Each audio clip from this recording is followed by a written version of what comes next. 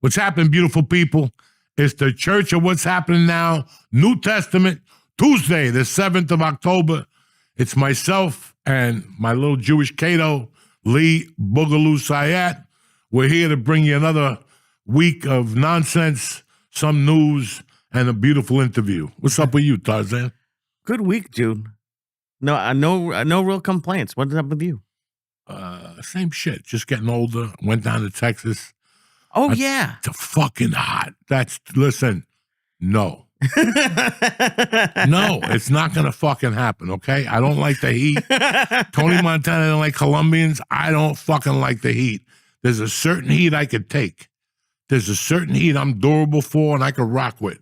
There's a certain heat that destroys my fucking central nervous system. And it started growing up here in the summers with the humidity. When you're 13, 14, you want a little piece of nookie cookie, you walk up to one of Charlie's parties, and by the time you get here, you got puddles under your arms. I didn't like that. No. I never liked that. So Humidity's different. Colorado was low humidity, and I tried to live in that type of atmosphere for years, and I did. And even California has got 2 weeks where it's fucking unbearable. But the other 50 weeks, Fantastic. That shit for 2 days was unbearable. From the minute And it was September. Like late September. Was that bad? I waited, and everybody's like, it'll be 80. It'll be 80 tops, 70 at night, because it does drop at night. That's the thing about Austin, Texas. I don't even know if it's a fucking desert. I got like an F in geography. I don't know what the fuck it is, but it gets cooler at night. All right, so I land at 4 o'clock. I mean, I left here. It was fucking perfect. Perfect the weather's been in New Jersey and New York City. Perfect. The way it's supposed to be every fucking year at this time. This is supposed to be, Yankees and Mets and fucking the Giants. Well, all those 4 teams suck, but it's supposed to be this type. It's beautiful. This is the type of year you come to New York. Right fucking now. There's a little window between March and May that's fucking gorgeous, but this is it. So I leave the airport here. I'm leaving like Zsa Zsa Gabor. Let me tell you something. I had checked, I look up the Austin 10-day weather, right? The 5-day weather, the 3-day weather, and I fucking make because all the weather is a hypothesis. Right. Okay? They don't know more than you. They don't know more than you. Okay? It's a complete guess. They got the maps and they make it's going to be pressure. Rain here. There's a 60% rain chance of fucking on Tuesday. Well, the Jets got 60% of beating fucking nobody. So what are you telling me? It's going to rain or not? But they always hinge you. Right. So it don't look bad. It's like when you go take your car for service. It's going to be 10 days. The tariffs, the Chinese people, right? They hit you with everything, and then you get your car in 4 days. Yeah. You look great. They knew you were going to get it in 4 fucking days. But just in case. Just in case. They hit you with the 10-day fucking rule. Yeah, the weather's a pain in the ass. And you like watching the local news, so you couldn't do that with Texas. You had to go online and you were doing research? No, I just go on Austin weather and I look at the 3 days. So I pack light, the whole fucking thing, okay? Here's what they don't fucking tell you, okay? I land, beautiful flight, not bad meal. Not a fucking bad meal, United. Very nice. They even had a banana pudding. I gave it to a baby who was sitting next to me. I was a gentleman. I didn't touch the bread.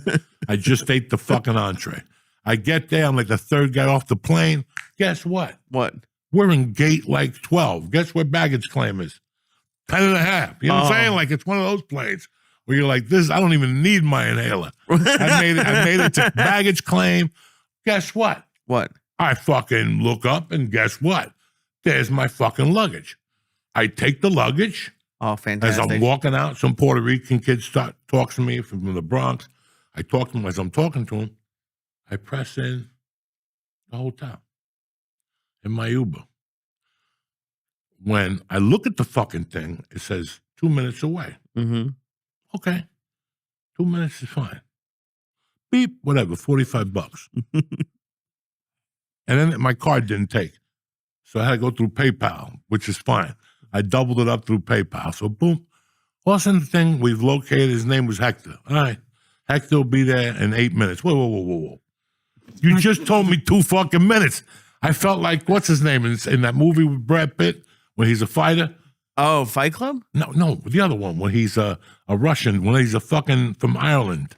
Snatch. Oh, I just watched that this week. How good is that fucking movie? Fucking a great movie. That's a great movie. But when the guy's cooking the sausages, and he goes, "How long?" 5 minutes. And hey, how long for the sausages? 10 minutes. Wait, whoa. You just told me 5 minutes, 10 minutes ago. What the fuck?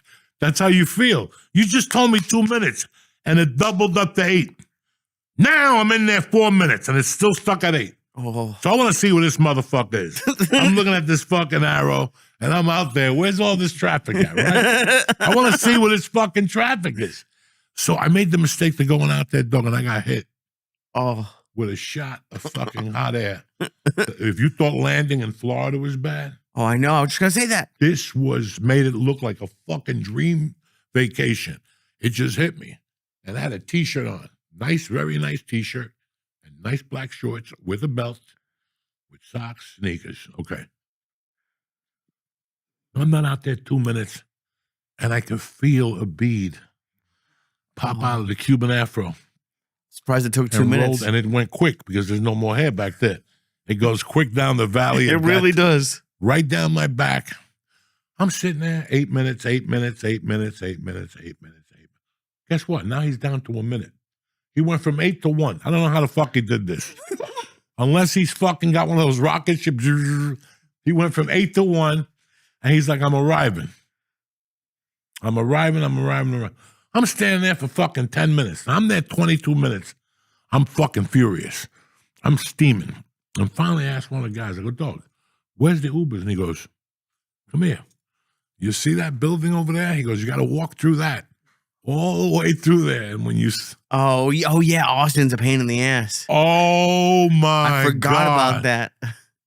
I fucking told him, are you fucking kidding me? And he's like, you got to do it. I go, okay.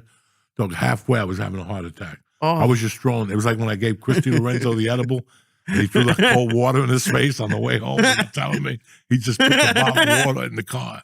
I'm like, Chris, you're all right. He's like, not really. That's why I poured water in my head. I'm like, that's what I had to do that. And then I got there, and I'm like, Hector, where the fuck are you? And he's like, arriving in 4 minutes. I'm like, you know what? Fuck Hector. Yeah. And there was some Arabian cab driver, and I asked him, I got to get here. And he goes, get in, chubby. I'm surprised you didn't do that. Fucking towel. I gave that guy like a $50 tip. Nice. Because he gave me a towel, and he had fucking cold waters with ice. He took it right out. He goes, I'm sorry. It's very hot down here. Put the towel on your head. I'm like, you're a fucking bad motherfucker. Oh, nice. He opened the windows. He had it perfect, the air. He's like, yes, it gets very hot. Did you even cancel the Uber, or did you just like let him go, like let him show up? To be honest with you, I'm actually impressed with you that you knew how to call an Uber. Dog, you don't know Uncle Joey. Uncle Joey's a traveling man. So now, whoa. Bring that beat back. So now I do my stem cells. It weighs too well. I do a spot at the fucking Comedy Mothership, which was a perfect night. My friend got sick, which I love her to death. I didn't give a fuck. And then I get there, and I'm like, what am I going to do in this heat? What the fuck am I going to do in this heat? But we're going to go back to ways too well. What we're going to do in this heat? And I go, you know what? I'm just going to go home. I'm going home. When I got back to the hotel, the Uber dropped me around the corner. They were doing construction on 6th Street. Oh, no. Dog, another batch of fucking sweat that attacked my body. I basically went upstairs. I was packed already. I just basically took a T-shirt out and a pair of shorts and re-washed my ass because I'm not flying with a fucking muggy ass. That's not a good recipe. No. I fucking powdered the balls good. I put that betonate the powder. I save it just to go, no. Oh, what's that? Because in the flate, because when you have shorts, you have to really imagine. Listen, I'm a 62-year-old man. Right. It's like an old animal, okay? I'm that old bull on the fucking farm, okay? And I got a nice pair of balls and all the other things around me. You don't see them hanging too much. You know why? Why? Because out of all those bulls, my balls smell the worst, okay? So now I'm on a plane. Now I don't like wearing underwear with a fucking pair of shorts. Why? Because it just don't work. I don't like wearing underwear with a pair of jeans either. But with a pair of jeans, nobody could get a whiff. But with the shorts, somebody's getting a whiff. I don't know who's sitting next to me on the plane. You can smell your balls through the shorts? Listen, if there's a dirty woman 2 feet from me, I can smell that pussy. I just have it. No, you can't. Oh, bro, please. I could smell a dirty pussy from fucking. I grew up over here. I grew up in Jersey. I'm trained to smell like if you could smell a smelly fucking dragon. You could smell it when you're talking to them. You're like, Jesus Christ. And it's not bad. I like the smell of vagina. And if it's got that wang to it, it's not bad. I'm not complaining. But you could smell it. You could sense it. You're like, oh, that's good. Okay. Whatever. But that's not what people think when they smell your balls. Not really. I'm 62. When I was 22, my balls must have been a paradise. It was like eating a double cone. It's like getting a double cone ice cream. Right. You lick both the sides. One's chocolate, one's vanilla. Women love your balls when you're under 30. They fucking lick them to death. Yeah. With Coke, no Coke. They don't give it. They suck them individually. I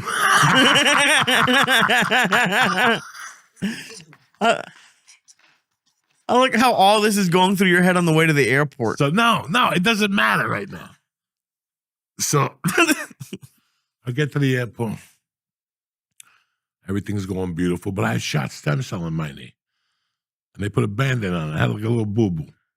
And I really wasn't in the mood to fucking walk through this airport. But I'm a man, and I'm not going to take away a seat. First of all, they drive you around in a wheelchair. I don't want to be driven around in a wheelchair. If you got one of those scooters, you better throw that crippled guy out, because I'm taking that seat for the small 40. I'm taking that. I've done it before. Oh. Some guy was there with crutches. I got one of those black dudes for $50 in Dallas. Shit, they'll clean up everybody in the house. Oh, the golf carts or something? Yeah, in Dallas, the connections are deep. Chicago, yeah. You have to take, before you go to Chicago, Dallas, always have an emergency $50 bill. Because if they don't get you on the way out, on the way in, they're going to get you on the way out. You're going to be in a pinch. In Chicago, $50 bills work best. They don't give a fuck if you're a cop. They don't give a fuck if you're a soldier. They don't give a fuck if you're in the Army. How do I know? Because I've seen it. I had my American airline ID one time. Right. And I put a 50 behind it in Chicago. I was on a line from here to Bulgaria. And let me tell you something. Some dude was, what's going on? I go, listen, I put the card on. He goes, get out of the line. This motherfucker walked me to my plane. People couldn't even get plane tickets. Everything was canceled. The small 50, that definitely gets their attention. They pulled me out of the fucking line, and I gave them like an edible. Once we walked through the line, I started giving them edibles and Gorilla biscuits. I gave him everything I had because he saved my life. You give, like, have you kicked somebody off one of those golf carts? You like stop it and be like, I need to get on. And like, they kick somebody off of a golf cart. I can't lie, twice. That is. I didn't kick him off. The black dude kicked him off. Not me. He's like, dog, homie's paying the tab here. You know what I'm saying? Oh, I remember one time it was this old couple that, you know, when an old couple that's white is a real pain in the ass, and they ask you a lot of questions. Yeah. And I pulled up, and I'm like, dog, where are we going? He's like, hold on one second. Folks, and he put him to the side, and they're like, where are we going? He's like, another guy coming for you. And he called one of his cousins. All right, now we can do business. Get on this motherfucker. I'm like, stop at the taco place. Stop here and get me right to the fucking window. Oh, my God. That is fantastic. But this is terrible. So I get to the airport. I'm fucking tired, guys. I was out till 2. I couldn't fall asleep. Now I got up early because I forgot to take my fucking prescription pill shit to sleep. I couldn't sleep all night. I was restless. And then you get up and everything's a fucking hike in that heat. Now I get to the airport and I'm like, it's going to be the fucking airport was empty as fuck. I get to the airport and they're like, oh, boom, boom, boom, take your luggage. I got my little sleep apnea bag. I walk and I see a little window for clear. All right, I'm in. Let me get it. Oh, you are clear, but you have to walk all the way down there because you're not TSA approved. I go, no. What if I was? You can't even ask. You know who you could bribe, and you know who you can't bribe at the airport. The new generation, they can't accept that. You know, they're fucking retarded, right? So I didn't say nothing. I go, where is it? And the lady points again. Remember that fucking guy the day before with the Uber? Right. It was even twice long. Oh, no. I saw a little, I couldn't even see it. I'm like, oh my God. I start walking over there. I got to start peeing. I'm an old man. That bladder breaks at any time. And dog, I hold it to the end. Like when I pull the skin back on the Cuban egg roll, it just blows on the wall at the hotel. There was a Chinese man next to me. I didn't even make it the other day. Anybody who came in after me slid into fucking the toilet. There was piss everywhere on the floor.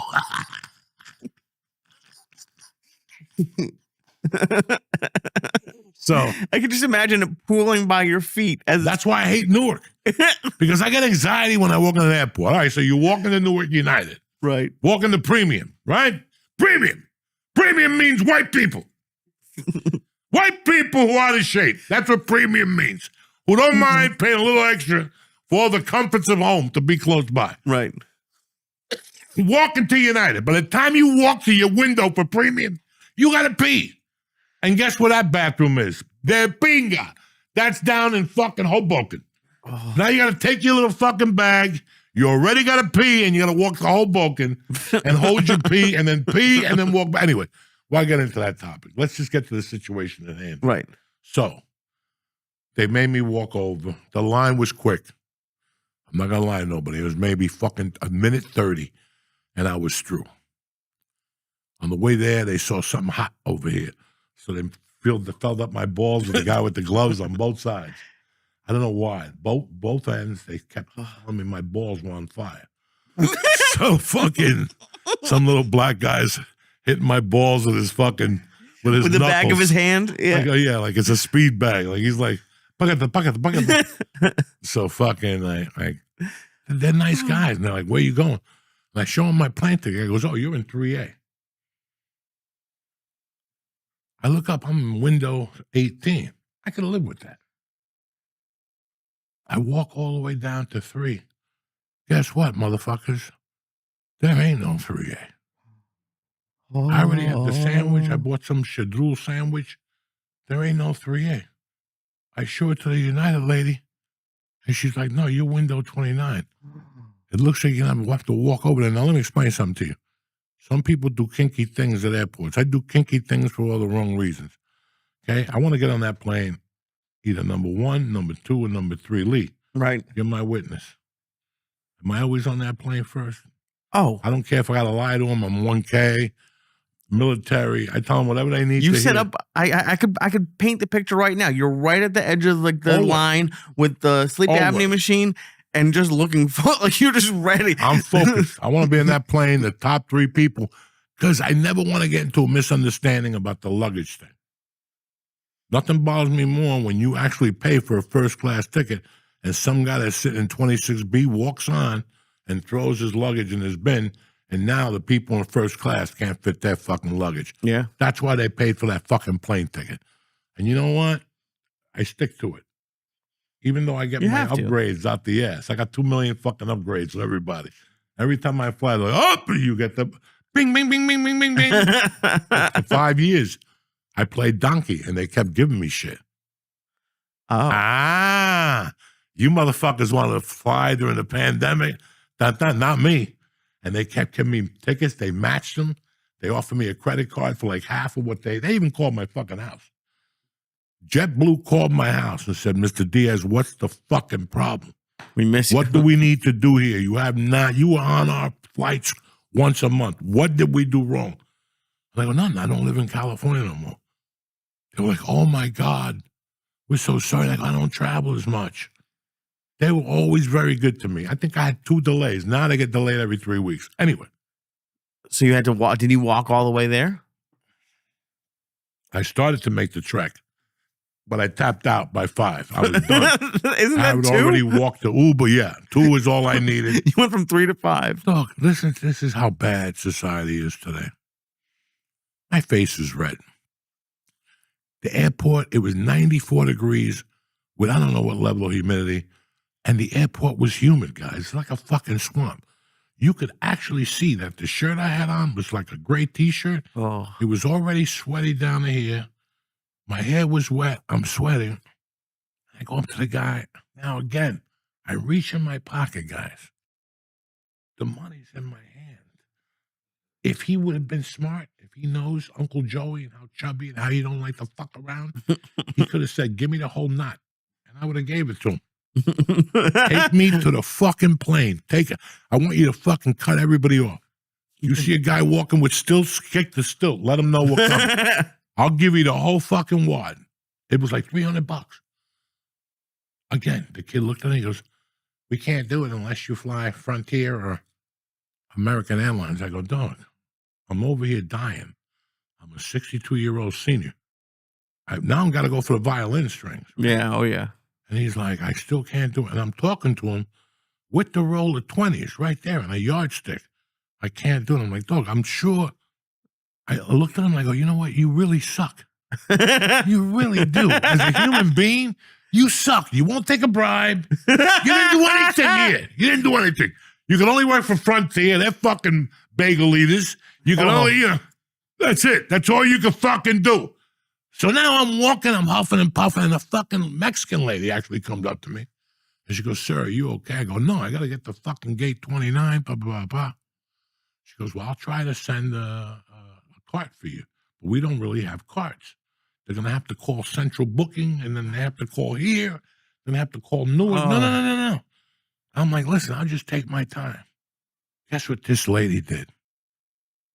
She got on the thing, and she goes, United, I have a very angry man here. I wasn't even angry. I was just breathing heavy. I'm sweating. And you want to fucking stop me from walking to my destination to ask me what my ticket number is on the flight. I'm like, Jose Diaz, I've been flying with you guys since Jesus left, What the fuck? It's just. Right. And then, thank God, a cop from the club saw me. Oh, thank God. One of Rogan's employs a bunch of cops there at night. Right. He goes, Joey, everything all right? I go, no, I can't get a fucking thing.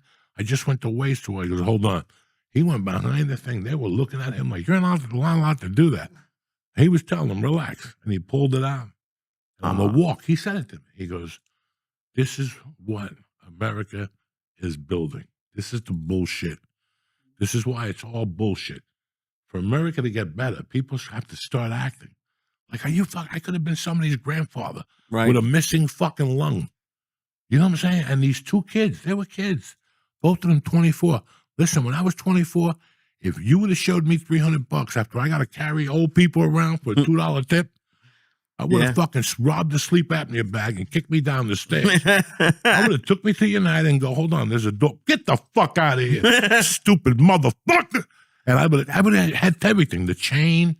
They just, I'm not saying I want you to be a criminal, but at least be a half a human being. You know what, sir? The hell with Frontier. Give me $25. I'll have you there. Tip top magoo. I got an Asian friend. He knows how to, you could whip him for the extra 10. You know what I'm saying? Have you ever thought about, they have suitcases now that like you can sit on and drive you places. Like you could actually sit on the top of your suitcase. There's some point where you cannot be a fat fuck all your life. I don't want to have knee surgery. I did not want to have knee surgery. And it was COVID. People had to wear a mask.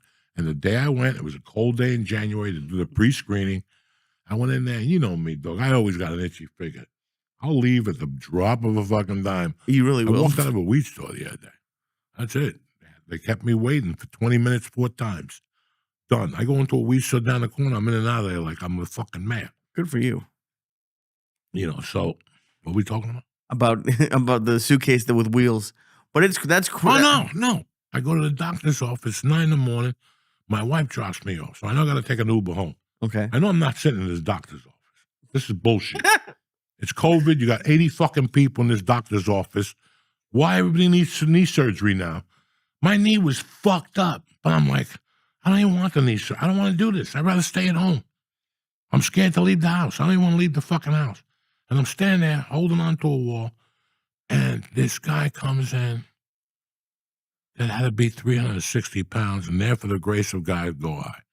At the time, I was like 316. And this motherfucker had the giant gear. Both knees had braces on them, shorts. He hasn't put pants on in 10 years. The one calf had the blood in it from the starting to swell. This motherfucker gets to the front of the line. And I think he's got like a suit. I don't even know what he's got. He flipped it over. Boom. He opened it up. It was a cooler. He took like a beer out and he sat on the beer on the cooler. And he's like telling the lady, 6 for $4, 205. I mean, he was like 5'6", 400 pounds or something. And I go, that's not going to be me. I might as well get the fucking knee surgery. You know what I'm saying? Yeah. Fuck But yeah. You have to do something. Right. It even says if you have knee problems to walk 6,700 steps. and your knees will nulligate some of the fucking pain. It's the people that just tap out and go, I got a bad knee. No, you don't have a fucking bad knee. Right. You have a bad knee because there hasn't been blood in there since you had blood in your dick. By the way, I can't wait to see where this goes. I have a dear friend that works at Chill Cryotherapy in Marlboro. Okay. And the other day I was having Starbucks. She was telling me that, she goes, this weekend I have to work. I can't see my son till Sunday. And I go, why not, you? Because Saturday they're training us. And out of all the girls, we all signed up because they're paying you a lot to train. And what they do is they put something in a guy's dick and they put gloves on you and they shoot the dick or the pee hole inside the pee hole. Oh, fuck that. And it makes your dick grow an inch. Uh-huh. And it makes your dick get harder up to 90%, whatever. Is it a one-time shot or you got to keep going back? I think they blast you 2 times. Ah. But I asked her like a week later, I go, how did that go? I go, do you have to hold the guy's balls and squeeze them? And she goes, no, they sent the lady. We just had to do it on like a fake dildo or something. I'm like, look. Holy shit. It's a different world out there, guys. If you haven't slung some dick, get ready. Speaking of slinging dick, here we go with some Blue Chew and shit.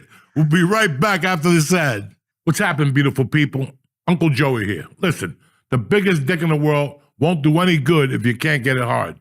No matter what your downstairs is packing, make it rock solid with Blue Chew. Listen, Blue Chew is the original brand offering chewable tablets for better sex. Now, you can got tablets that taste like mint. Listen, they taste tremendous. You can pop one and blow mint right in a girl's nose. It's like that Viagra scent right to the fucking nose. They go, butts. And you can take them any time of the day. And the whole process just takes a little time online. No more wasting time at the doctor's office, telling them stories about your great-grandfather. Listen, he don't care. With Blue Chew, it's easy. Get Blue Chew and get ready to become an absolute legend. And Uncle Joey's got a special deal for all my listeners on a beautiful Tuesday morning. All right, ready? Ready? As always, you're going to get your first month of Blue Chew for free. Yes, free. Just press in promo code Joey, Joey, at checkout and pay $5 for shipping, and that's it. Join Blue Chew's mission to upgrade humanity one thrust at a time. Yeah! Head to BlueChew.com for details and safety info. And I want to thank Blue Chew from the bottom of my heart for sponsoring the show and for putting some oomph in these men that don't know what it's like to sling dick. You know what I'm saying? It's the season to sling dick. Ho, ho, ho. We're back! Anyway, our guest this week is a dear friend. I love her to death. You guys might recognize her from Mob Wives, which unbelievably ran from 2011 to 2017. It's got to be one of the longest lasting shows on VH1. It even outlasted the Chubby Show. Remember the Chubby Show? Remember the money they were giving, 90 grand? Who? And VH1. That's how they got on board in the beginning. Really? What was the name of the show? They were giving somebody 90 Was it Biggest Loser? an episode? 90 grand. I'm coming back. 90 grand for the season. Oh, for the season. Okay. Listen, he can but have it was that, like though. 8 episodes. Really? They sent a car for you to pick you up. You went to whatever gym or trainer you wanted to. Really? They would cover your meals if you needed them. Yeah. I should've Celebrity start- Loser. So, oh, It's the the biggest Biggest loser. Loser. That wasn't Mob. That wasn't VH1. Yes, it was. Mm. There's anyway. Don't listen to anybody on this Because I fucking would have thing. started before Mob Wives. Don't on listen the to Biggest anybody, Loser. please. Okay. There was one on NBC. Yes. That was very big. that one I remember. Then there was one on VH1. Before that. It was the Oh. one like fucking What? every fucking stiff in America went on there. Like every weird stiff, okay? I missed that because I was chubby when we started Mob Wives. 90,000 for 8 Sundays or something. Really? You taped on Sunday. They took you to a mountain resort. They rubbed your feet. You went to different things to get healthy. Really? Yeah. I missed that one. Yeah. I missed that So there one. was a big one on NBC with Jillian Michaels. Yes, Right. correct. And everybody That else was the became a biggest fucking star. Right. Okay. Celebrity Fit Club. Yes. The Celebrity Fit Club was at VH1. Really? Very interesting. Well, And they had another one too, Celebrity Something Else.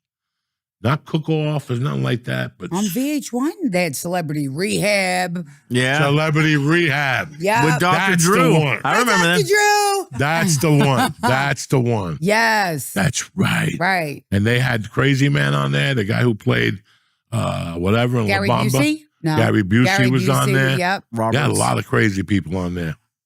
Steven Adler, that's right. They had the fucking. They had a lot of celebrities on Celebrity Rehab. Then they had a celebrity. My God. Celebrity Wife Swap. Big Ange did that one with what's his name? George Hamilton. Right? Is that his name? Is that the guy that's all slick back and stuff? She had to be his wife. Yeah, they had Celebrity Rehab. They had a lot of, VH1 used to, in my opinion, used to be a really good channel to watch, especially when Mob Wives was on, if you ask my opinion. But not just because I'm from Mob Wives, but because, I'm a huge fan of the Love and Hip Hop franchise, so I do watch it. But I think when Mob Wives came along, we dropped jaws. Like the way we were, nobody was expecting anything like us. Got a lot of shit for it in real life. My dad stopped talking to me for 2 years because of the show. So I paid a lot, emotionally and mentally. Actually, even physically, I die in the end of season 1. It airs in season 2 with bad plastic surgery, flatlined. Like got MRSA through my body. I swear to God, sat up during surgery while I was chopped in half. Yeah, I'm a very interesting person. So, and you never know what I'm gonna do. And that's true. Yeah, it was interesting. And shout out to my sister Jennifer Graziano, who created and produced the show. She's responsible. So when you people like have bad things to say, please say it to her and not me for a change. But that was like not a weird time, but I remember it was like 2011 was right out, like 4 or 5 years into reality Sundays, TV. right? It was on Sunday. We changed a few days, but I know we were on Sundays at one point. Sorry to interrupt. No, you. you're fine. Sorry. Because I remember it was the playoffs and our numbers were so close. We were almost, I think maybe the Giants were in the playoff maybe back then. Yeah. They could not, they were like 3-8 and we were 3-5. And nobody could get over it. Because that was the season right after my rat ex-husband did the shit that he did. So I die.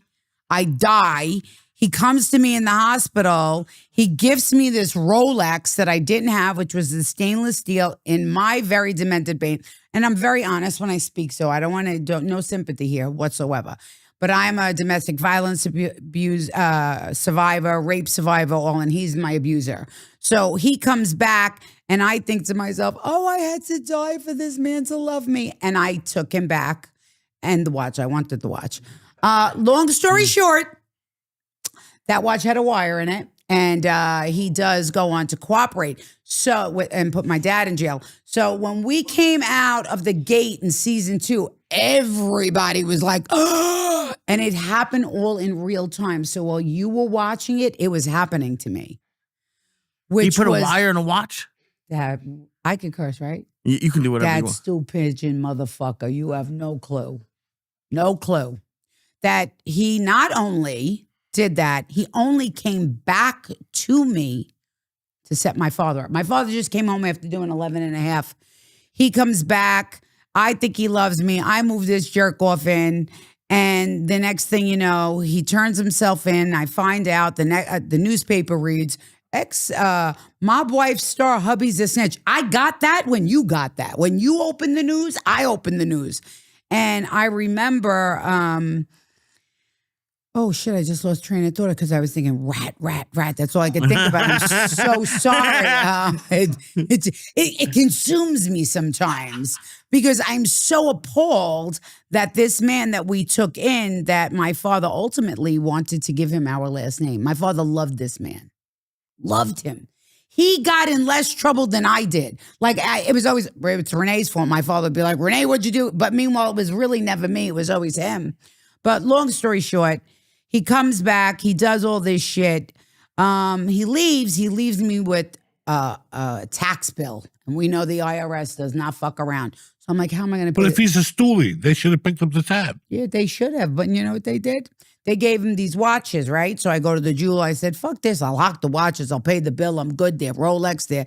There's like all these fancy watches. I can't say half the names because I'm not a label whore. Maybe a little bit of a tramp, but not a label whore. Nah.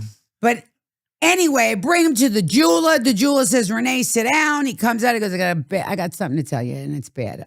I was like, Jimmy, give me the fucking money. I got to go pay these taxes. He said, sit down. I sat down. He goes, Renee, all the watches are fake.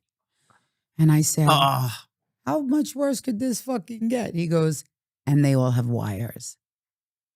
He said, who gave you the watch? I said, my ex-husband. He said, take it off. And that's how I found out that my watch had a wire. And it was fake. Which one pissed you off more? That they were fake. Yeah, that's a No joke. Thank God for his sake, I did not know. I would not be here. I'd be in jail for murder. I would have killed him because he put my father, my uncle, my best friend's husband, and a couple other gentlemen away. And there's not even a question in my mind of how, because then people were like, oh, she must have known. She must have known. Let me tell you something about me. I love my father so much. Like my father, God is first and foremost, and God is my God up there. But on earth, that was my God. Like my father's, I shouldn't call him God. That's my hero. He's my Superman, So for me, I think, and I had gotten sober the second I found that out. It didn't last very long though, but I did. I stayed sober like 6 months. But I also had a nervous breakdown, a legitimate, like hospitalized nervous breakdown. And then I started, got carried away with partying. And I was never I shouldn't even say partying. I self-medicated. I didn't party. Maybe when I was younger, champagne, cocaine, a little bit of this.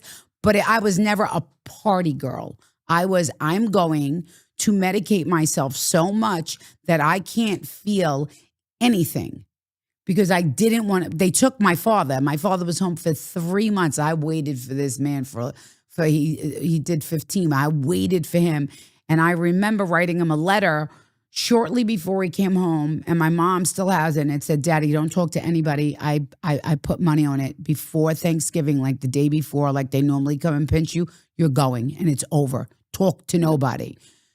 He didn't listen to me. And normally would be the Wednesday, or they would pick you up on a Thursday, but they picked him up on that Tuesday before Thanksgiving. And I once again lost my father to the federal correctional facility. I should just say the government. And my ex-husband went off and I didn't believe it. I still wouldn't believe it. I read it. Everybody said it. And I didn't believe it. And then one day I was on the phone. I was still taking calls. But understand, I took a couple of calls because I really wanted to find out a few other things. And I said, did you do it? He's like, you got to come with me. I said, did you do this? And he said, yes. And I was like, you should just die. I hung up the phone. And that was December of 11. And I never spoke to him again. He wrote, he's always trying to kill me. That's his big thing. But do it already. Because he's not killing fucking nobody. But the bottom line for me is mob wives. On a lighter note, I think God handed me the sentence he did in life. And I talk about the addiction, the abuse, the sexual assault, and everything else, because it's my job to help somebody else get through it. If I'm still standing after everything I've been through, and trust me, you guys got this much compared to what I've been through, then okay, cool. Let's talk about some real fucking shit here, though, okay? Which shit? Aside from rats? Huh? Aside from the rats? Let's talk about all this shit. Okay, let's go. You were a little girl. Yes. One day, I'm just assuming. Dad? One day, you kind of had an idea about what your dad did. I was 16, but I'll tell you that story afterwards. Well, Dad. before you were 16, something happened. You opened up the fucking paper one day, and there was a guy laying in a fucking yard with a cigar in his mouth who had been shot by fucking One of those rats. The other side of the faction.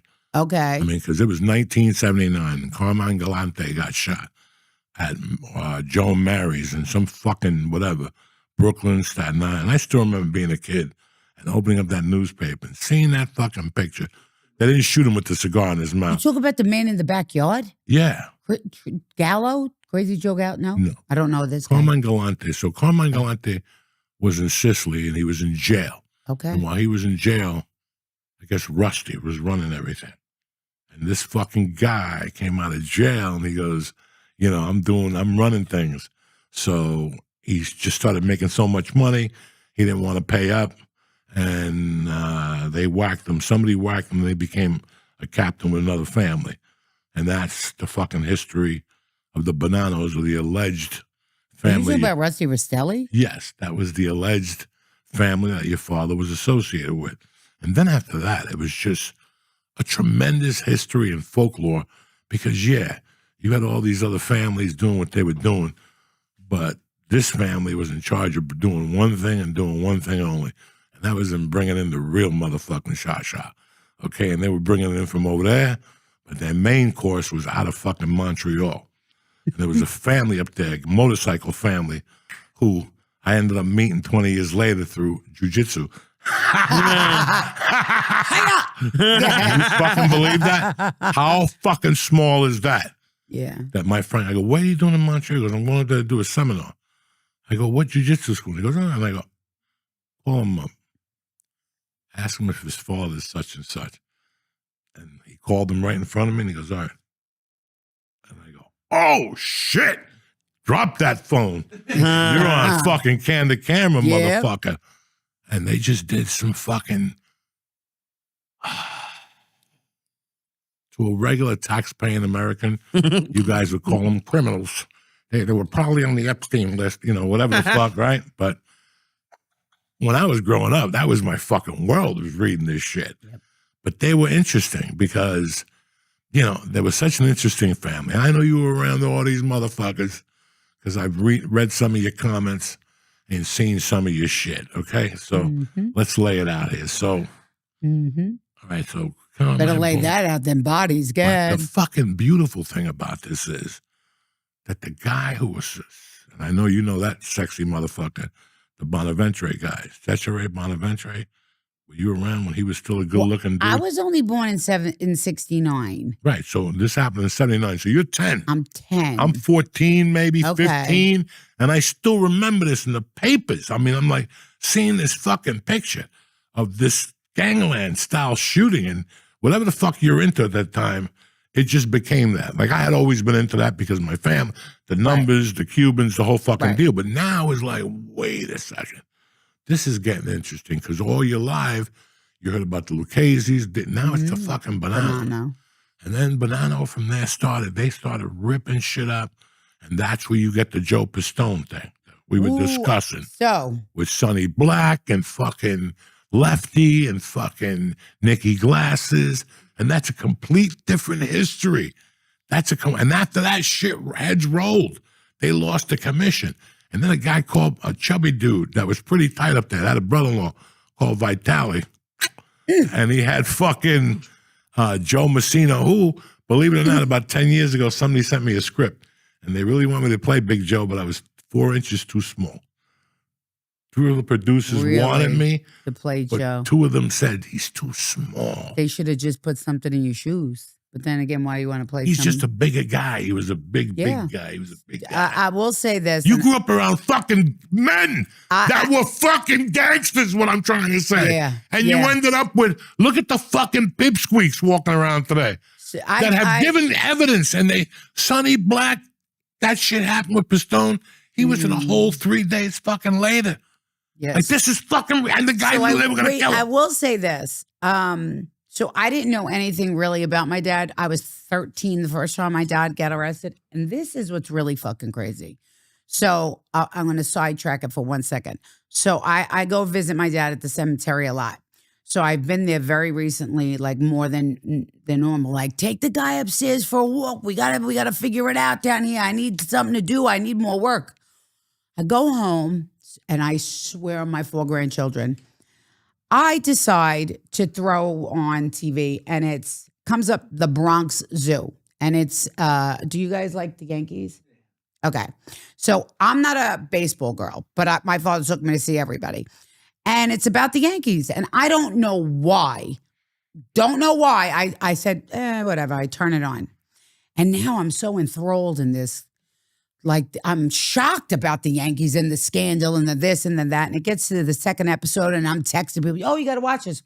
Swear on everything fucking holy. All of a sudden, my father's face pops up. He's talking about how this guy, the rat, this guy, Howie, the rat, who told on George Steinbrenner, it talks about the 5 families and he owes everybody money. And there's every wise guy's face. But for some reason, my father's staring at me on the TV. It was like, I don't know why I brought this up, but I'm bringing it up. I have ADD, okay? And I have OCD, which stands for organized crime disorder too. But anyway, my point was I saw my father and then I saw all those names and I had such a flashback of like Casabella restaurant. So Uncle Mike the owner was Mike Sabella. He was Uncle Mike.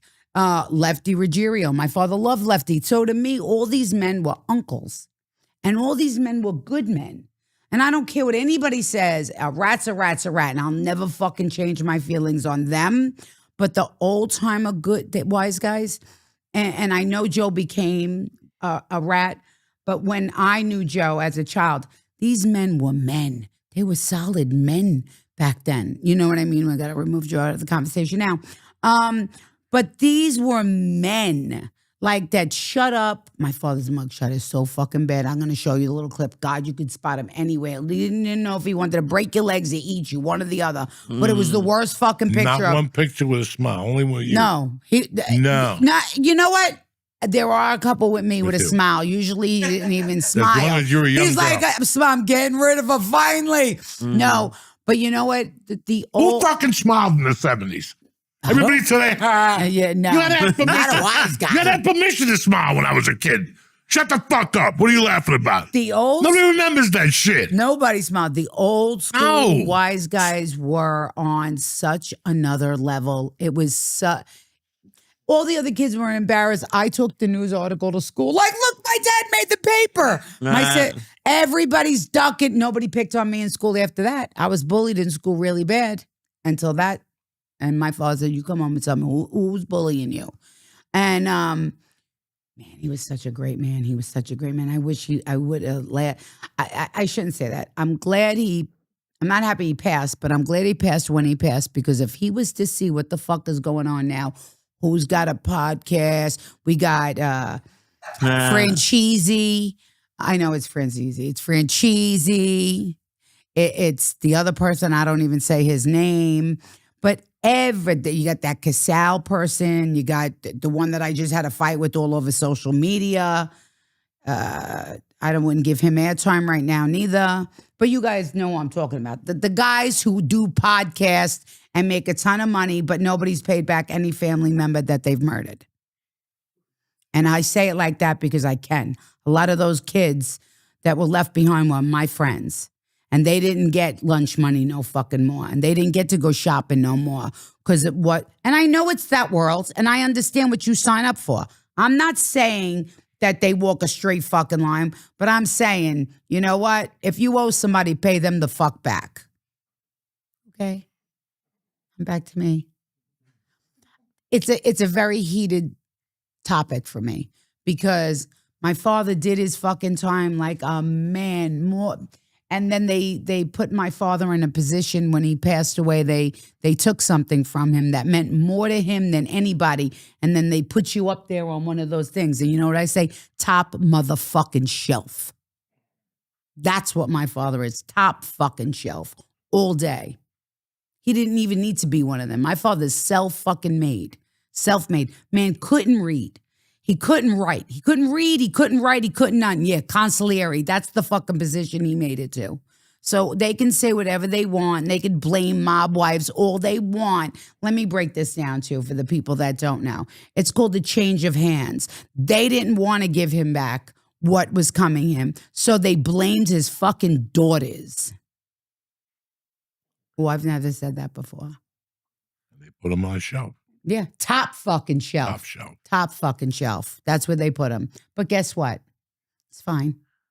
It's fine. My father's still more of a fucking man than all of them men out there. Well, not all of them. I like some. You know what the reality of the world is? A lot of people never get to see this. That it takes something like that to see the color of people, to see what direction and how quickly they turn. And you go, wow. You can't even get upset. You go, wow, 30 years of friendship, 10 years of friendship, 15 years of friendship. We did time together. We stole together. You know, it comes and you're like, it just takes a piece of your fucking soul out. You know, like it's fucking weird. It's terrible. It's My weird. father never opened up his mouth. He did his 15 standing on his head. What? By the way, my father had cancer of the prostate, the bladder, the urethra, kidney. My father had Cushing syndrome. All while he was in jail. All was very, very sick, piss and blood. When I tell you, I'll never forget. He called one day, told my mom he was like a half a gallon of blood from the prostate cancer, and they weren't taking him to the hospital. Do you know I somehow, don't ask how, I got the fucking warden on the phone. I said, I'm going to jump out of the window and commit suicide if you do not get my father to a fucking hospital. They put my father on a bus the next day. Granted, I lived on the first floor, so I wasn't jumping You didn't really have to out know of the that. window. I was probably just going to walk out. But you have to fight. You have to fight for them when they're in there, and it's very heartbreaking. And that's why I say I'm kind of happy that he's now passed, because my father would die there. Still on his beliefs, even though they treated him like shit at the end and blamed his daughters, which is the funniest thing I've ever heard. How are you going to blame girls? For what did I do wrong? I talked about my father. And I called my ex-husband a rat fucking stool pigeon, which he is. But I technically didn't do anything wrong for them to say that. And I do understand why my father was mad at me. It's something you're not supposed to talk about. Okay, Dad. Well, what about Joe Pistone? What about the Valachi papers? What about that other guy? What about that guy? They're all talking. I did a TV show that we made some money. I bet if we would have paid somebody, they wouldn't have said a fucking word that we did Mob Wives.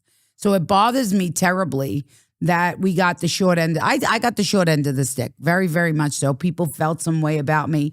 They started to disrespect my son because of his father. And at the end of the day, I say this. I get it. I despise my ex-husband. I don't wish him death. That's too nice. 100 angry Renees every day of your life is punishment. Trust me. I'm alone with me when I'm mad. I'm like, bitch, shut the fuck up. But the bottom line is, for me, where I went in my life and my addiction and the dark hole it took me down, because I didn't want to even live. And I would never commit suicide. I think I heard in my lifetime the nuns always saying you're going to hell, and I didn't want to go to hell, and it was a sin, and I didn't want to commit that sin. Committed a lot of others, but not, and I never did anything like legally wrong, but I didn't even want to live. I didn't want to live. I had a son, the most beautiful child. He was 16. I didn't care. I just didn't care anymore, because what they took from me by taking my father ultimately, which I know now, took my identity. So who was I? Who am I? I didn't figure out who I was until maybe a few years ago. Who told you? I told myself. Yeah. I told myself, because you know what? I was known as Anthony's daughter. I have two other sisters. Obviously, we're all Anthony's daughters, but I was always called Anthony's daughter. My older sister was called Lana. My little sister, Jennifer. I was called Anthony's daughter. I was Anthony's twin. So for me, when they took that, they took me. I was listen, talk about proud as a peacock. I was so proud to be a mob boss's daughter. I was fucking overwhelmed. I thought it was the greatest. And it was when I grew up. To be my fucking father's daughter. I never waited cigarettes lit a and shit. line. What? Do you remember Regine's, the nightclub in Regine's? I heard about it. Is Okay. that the one in Staten Island? No, Regine's was on Park Avenue. A woman owns it. So I'm going back when I was shit. 16. I'm 56, 40 years ago. Drinks were $22 then. They would roll a red carpet when I pulled up. I was treated like I was, which I was, mob royalty, but I was treated like royalty, like, real life royalty. And Like Henry Hill. no, he's a fucking rat. Remember, he walked in the kitchen of the Copa. Yeah, he walked through the kitchen. I bet you they would have cooked him in the kitchen. Actually, believe it or not, true story. My father was a partner in the Copacabana. They all were. Yeah, they all were. They all were. Everybody had a They piece all of were. everything. I I remember. don't know how the owner made it in that fucking place. He got I like don't a little know, piece but of paper at the end of the those week. were the good old days. Everybody, I got a piece of that plate. And forgive me for getting so bent out of shape when I'm talking about that, but those type of things, they affect me. Man, we won't talk about it. No, I'm good You want now. this I got it podcast out. to Right. be festive? I got it all out. Listen, for the rest of your life, there's going to be rats involved. And what are you going to do? For years, I didn't like bikers. Really? Yeah, because one fucking Oh, yeah. rat That guy. on me. Mhm. So I didn't know I just that. took it for fucking granted. But this guy was right. Steve, whatever his name was a fucking. He was like it's like seeing somebody in Manhattan, and they have like the shorts on, and they have the tattoo on their calf. Everything is perfect. The hair, the sunglasses, but there they are smoking a vapor pen, trying to be cool. Meanwhile, we're down the corner smoking with fucking Jesus smoke before he left the comeback. Which You know he what I'm is. saying to you? Like, Yeah. and that's what Yep. this guy was. He had everything. I learned a lot from him later because now you know what an insecure man was. He had the pit bull. Ooh. He had the pit bull. He had the car with the tinted windows. He had the motorcycle. He hung out at strip clubs. He I did understand what you everything mean. that you're screaming that I'm a fucking meek. Right. I was just so fucking coked up in those days. I didn't read it. Now, I would Right. have said, you're a fucking idiot. Right. You know, at the end, Right. we all have, when you're an actor, you have a motivation. Right. So I've always thought his motivation at the end of the day, and that's my brother George, he had met a girl at a strip club. That was hotter than fuck. This guy must have been 37. She was lucky if she was 25. Spanish girl. Green eyes, the body, the whole thing. She wanted to leave her husband. So Steve took her in. Steve was trying to have sex with her. Now, this is an all-nude strip club. Women are fucking jumping up and down naked. This is 80-fucking-7. People had no idea what was going on in strip clubs at this time. It was every strip club, you get something. It was like Atlanta. Yeah. Have you watched that show on HBO this month? Gigi McGuire. Yeah. That is Shout fucking out insane. to Gigi. That is fucking insane. But, what we talking about? We were talking about that you could smell crotch everywhere. Something. No, that was earlier. That was earlier. Well, all I know, you said naked strip club, and I was listening to your conversation, and all I'm thinking right now is, don't want to be there. So this girl told this motherfucker That she wanted to leave her husband, so he she moved was her leaving her in. husband. He moved her in. She took over his bedroom. He slept on the couch. So he goes, when can we start having sex? She goes, when my divorce is paid in full, and it's $10,000. Once you pay the $10,000 for my divorce, I'm a Catholic girl, and I can't sleep with another man if I'm married to another man. But I could take my clothes off. And please, come on, and do lap dances and sit on bottles. That's all kosher. But God forbid you give a little guy a nookie cookie for sleeping Right. on his couch. Right. I don't know. No, it was just the $10,000 for a divorce. That was He was huge. just, Yeah. it was fucking just outlandish. So I don't even know what my point was, but Did he kill the husband? no, he ended up Oh. doing 10 years for what we did. So he went through all that shit. Did he give her the 10,000? Did she get divorced? No. So we got nothing, Damn. She got nothing either. and he got time, 10 years. and he told on you. Yep. Rat fuck. Listen, well, you know what I learned from rats? I learned that they're the loudest ones in the room, and they all, I don't know. I try not to watch too many rat podcasts. Well, actually, I don't watch any, but there's this one kid that pops up everywhere. Oh my God, I wish he would just wax his chest instead of shave it. But anyway, I learned that all they're doing is telling the same story over and over and over, adding there's nothing to them. There's nothing to them. Maybe when they were in the street, but now I can actually laugh. I mean, I'll never laugh at my ex-husband because that's personal to me. You know what I mean? Ultimately, my father ended up getting dementia and died on that last bed. So for me, it's a little bit different. But all these guys, you know, who are being flashy, this, that, and the third, or telling these stories, like, get a fucking job. You're still trying to earn off what you did, and it's not okay anymore. I'll tell you what's not okay. Tell me. That people still trying to sell mob scripts with the name Gino in it. Gino? Listen, I get one of those. Do you? I think that, Oh, they want first you to, off, they want you to no play. more rat talk. It's over. Okay, good. This turns into a different podcast. Yep. We ain't talking We're not about going there. So it's just weird what's happened. I've been back in New Jersey after being basically gone for 30 years. Okay. I was here pre-Soprano, and I came back post-Soprano 10 years after the show has died. And it's so weird now that I don't know who's buying these shows, but the mob genre is dead. Like, it's fucking dead. It's fucking dead. Like, whoever wants to hear this nonsense is fucking living in death right now. Whoever wants to hear any of this shit all over again, they're pulling out all these gangsters from the past. Did you see what happened in America last week? Fucking The Rock came on a movie about Mark Kerr. The movie bottomed out. It made $6 million. What movie? Exactly. It made $6 million. Okay, this is what I want people to start looking at. Made $6 million. Wait, The Rock made a movie. Right, about a wrestler, a UFC Okay, wrestler. I heard about named that. Mark Kerr. And it flopped? It made $6 million last weekend. I know that the Hollywood, you make 10 movies, 6 of them flop, 2 of them destroy it, and 1 of them do men's and men's.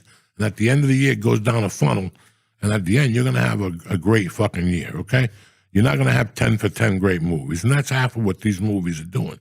But I want you to watch what's going on here. They're making movies about people that, guys, these kids that go to the movies on Fridays and Saturdays, they don't know who fucking Mark Kerr is. I don't even know. Okay, no. Right. You know who Mark Kerr is? You? He's a wrestler. Yeah, I know who it is, but was it worth me getting off my couch to go drop the fish? So what I'm trying to say, look at and again, everybody had their thing. I'm not going to go into that. The Last De Niro movie. Not a bad movie on HBO. Oh, that's the one where he plays 2 people? 2 people. I didn't see it. No, don't kill yourself. Right. But it's not a bad movie. Okay. But you could see that now you're digging up guys from 1950. What do you want these people to do? Like, First of all, the young kids don't know. They don't okay, so the fucking know. best mob movies were like the Goodfellas, the Casinos. You've already done it. you've done it. Right. So right now, my daughter, whatever mafia movie you come out with in the next 2 years, that's what she's going to think the label is. Oh, no, I've had The Godfather on since she was 2. Yeah. So it's never going to go rotten. And she loves Goodfellas, The Beaten, The Grandmother's House. She loves all that. And she likes The Irishman when De Niro beats up the butcher for pushing his daughter. She likes The Irishman. I didn't see The Irishman because it was 3 hours. Let me tell you and I don't something. have Let the me tell you attention what's very span. interesting. That's how Mercy discovered Goodfellas. And then she saw The Irishman. She's like, no, Dad, leave it on. I like that guy. And I'm like, what guy are you talking about? She goes, Joe Pesci, because he was in the fucking movie about kids. Yeah. Oh, Home Alone. Yeah. Home Alone, yes. So fucking kids, like another time they were there. They were Yes. upstairs and I went up and they were watching fucking, like 3 girls were watching fucking Goodfellas. And I'm like, no. But at Well, we least like they're it. watching when movies were good. I Yeah, mean, but it's like, too slow for them. yeah, no, it's not. They don't it's even not know for them at all. No. It is for them. But their mind, from what they're already trained on, Right. it's even, like when I was a kid, come on. When I was 10, if you put a black and white movie on, I'd tell you to go suck my dick. I want to watch fucking Steve McQueen. Right. I want to watch Rock Hudson, not Rock Hudson. I like Rock Hudson too. I want to watch Burt Reynolds. I want to watch After Vito Corleone, But I didn't want to watch fucking, come on, you go to your grandfather's house. Come here, this is a real movie. Come on, Mr. My A. father liked he liked westerns. You know what? Speaking of, like, did anybody see the Charlie Sheen documentary? No, not yet. Why are you laughing? Is that not the best thing you've ever seen in your life? You didn't see it? I saw it, but You didn't? I don't want to put more darkness on this fucking podcast. It's not dark. I He's think gotta- it's a beautiful story. Wait, at the ended up end. with AIDS and getting it in the ass He's and fucking. still alive! Oh yeah, that's what That's No, a he's- great bedtime story. There was a man long time ago. We didn't put no His name was- darkness. His The name mo- was Charlie. His No. name was Charlie Sheen. Okay. I think it's Let me tell you what happened. wonderful. He's still alive. Oh yeah. But listen, let's get to the bottom. He made $8 million, and now he's got to take medication to stay away from the sun every day. You know what I'm saying? You need that shit in your life. Why can't we just be fucking? Do we need normal? comedies? I think we need more comedy. No, there's too much comedy. There's too What's much comedy to you? Like movie wise. There's shit we watch. You don't now. think we need a really good comedy? They don't know how to make them anymore. Well, Tina Fey knows how to make everything. She needs Tina to Fey do knows how to something. make anybody, but the people that put up the money are scared people.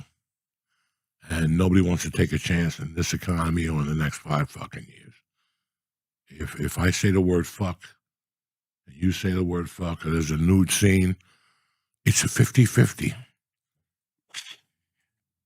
You're just throwing dice. Really? I guess I don't pay attention to that much. Think about what's going on in America today. I try not to. I watch like Columbo and Murder, She I Wrote. understand, but look at what's getting made. When was the last time you watched a network television show and didn't have Suicide Hotline by the 3rd minute? Because you can't believe it's so Oh, put together. You have maybe 10 solid shows on TV. Maybe. And that's and I'm talking about Mayor of Kingstown. I'm talking about that's violent. Isn't that the violent one? What? Isn't Mayor of Kingstown violent? it's about a white dude who's dealing with fucking gangs and Oh, jails. okay. and prisons. I think I watched the first and few in seasons. real life, he got hit by a tractor, so it's pretty yeah, good. yeah. I know who he is. Yeah. All right. So then you got, Jeremy or Jeremy Renner. Renner? Yeah, I know Renner. him. He won an Oscar.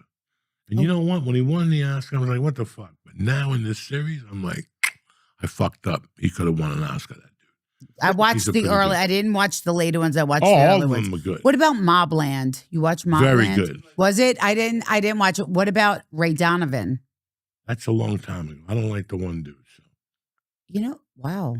That's like you're like the 10th person I heard that from. I'm the type I know of the dude- real one. Okay, yeah, great.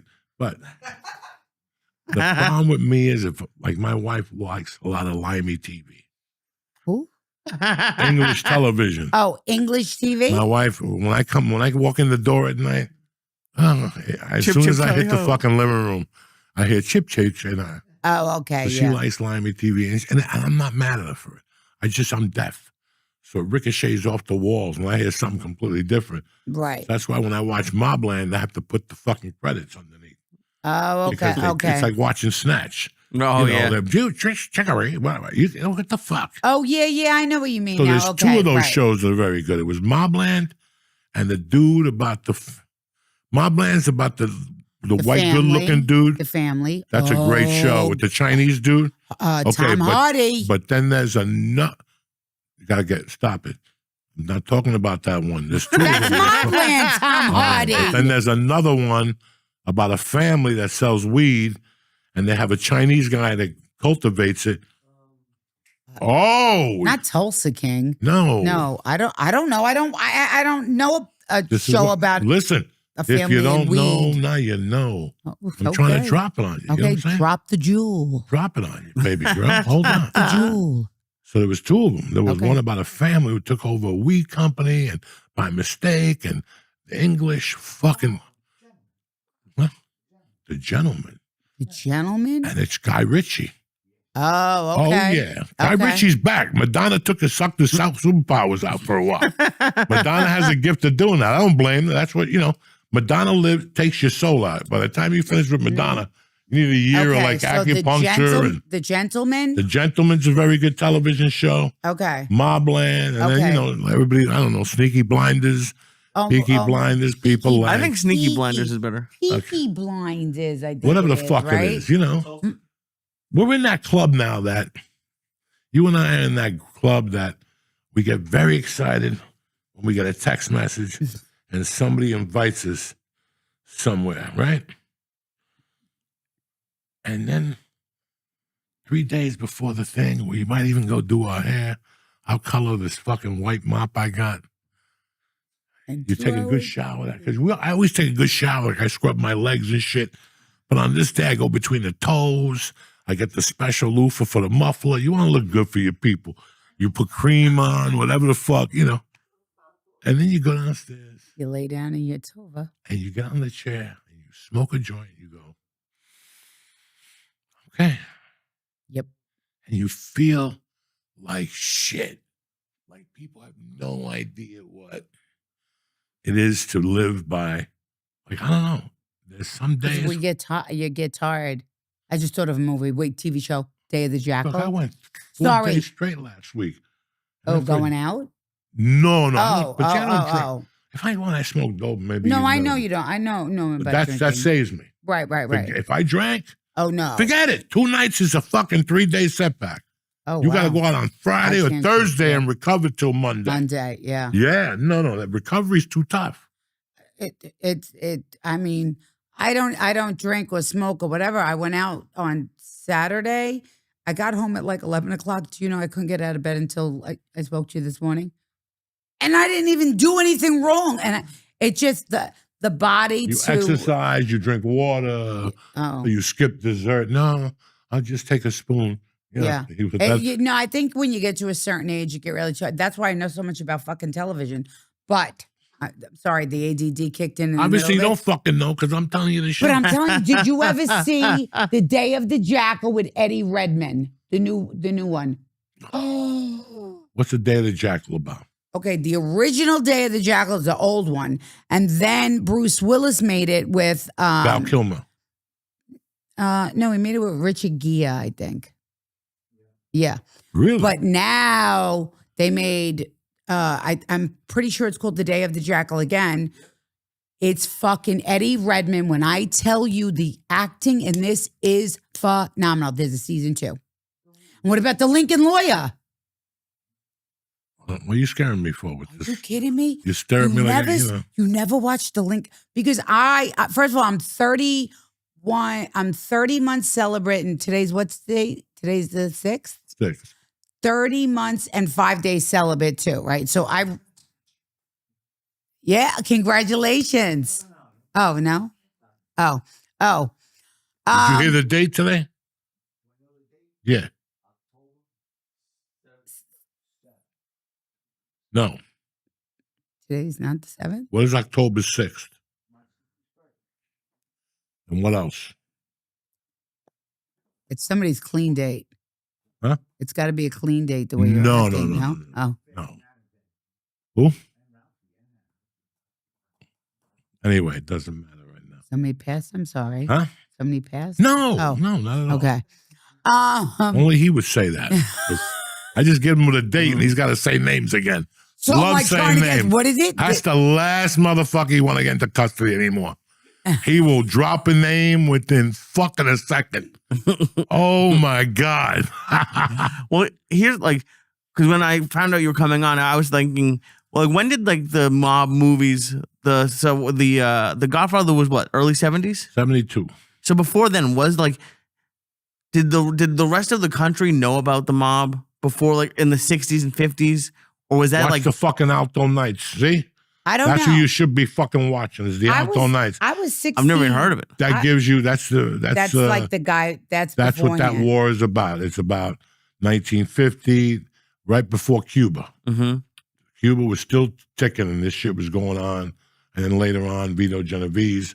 It's an interesting history Is it? lesson. I'm going to watch it. It's I a didn't very learn- interesting history I lesson. didn't learn anything about my father. I was 16. I was in pastels at the end of the bar, and I was having a drink, and a friend of mine was there, and this guy comes over here, and he says, oh, this is TG's daughter. He goes, yeah, her father's a captain. I go, my father doesn't fucking sail a ship. What are you talking about?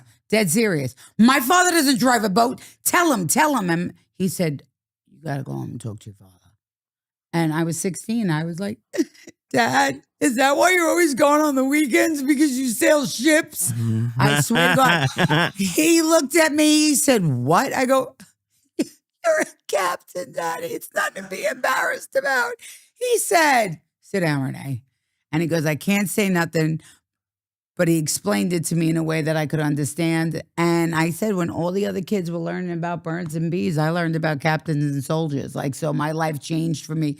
I was older. I knew we were different because we get to go away and things fell off truck, but I didn't know what the mob was. What was your dad's occupation at that time that you thought? He was a captain.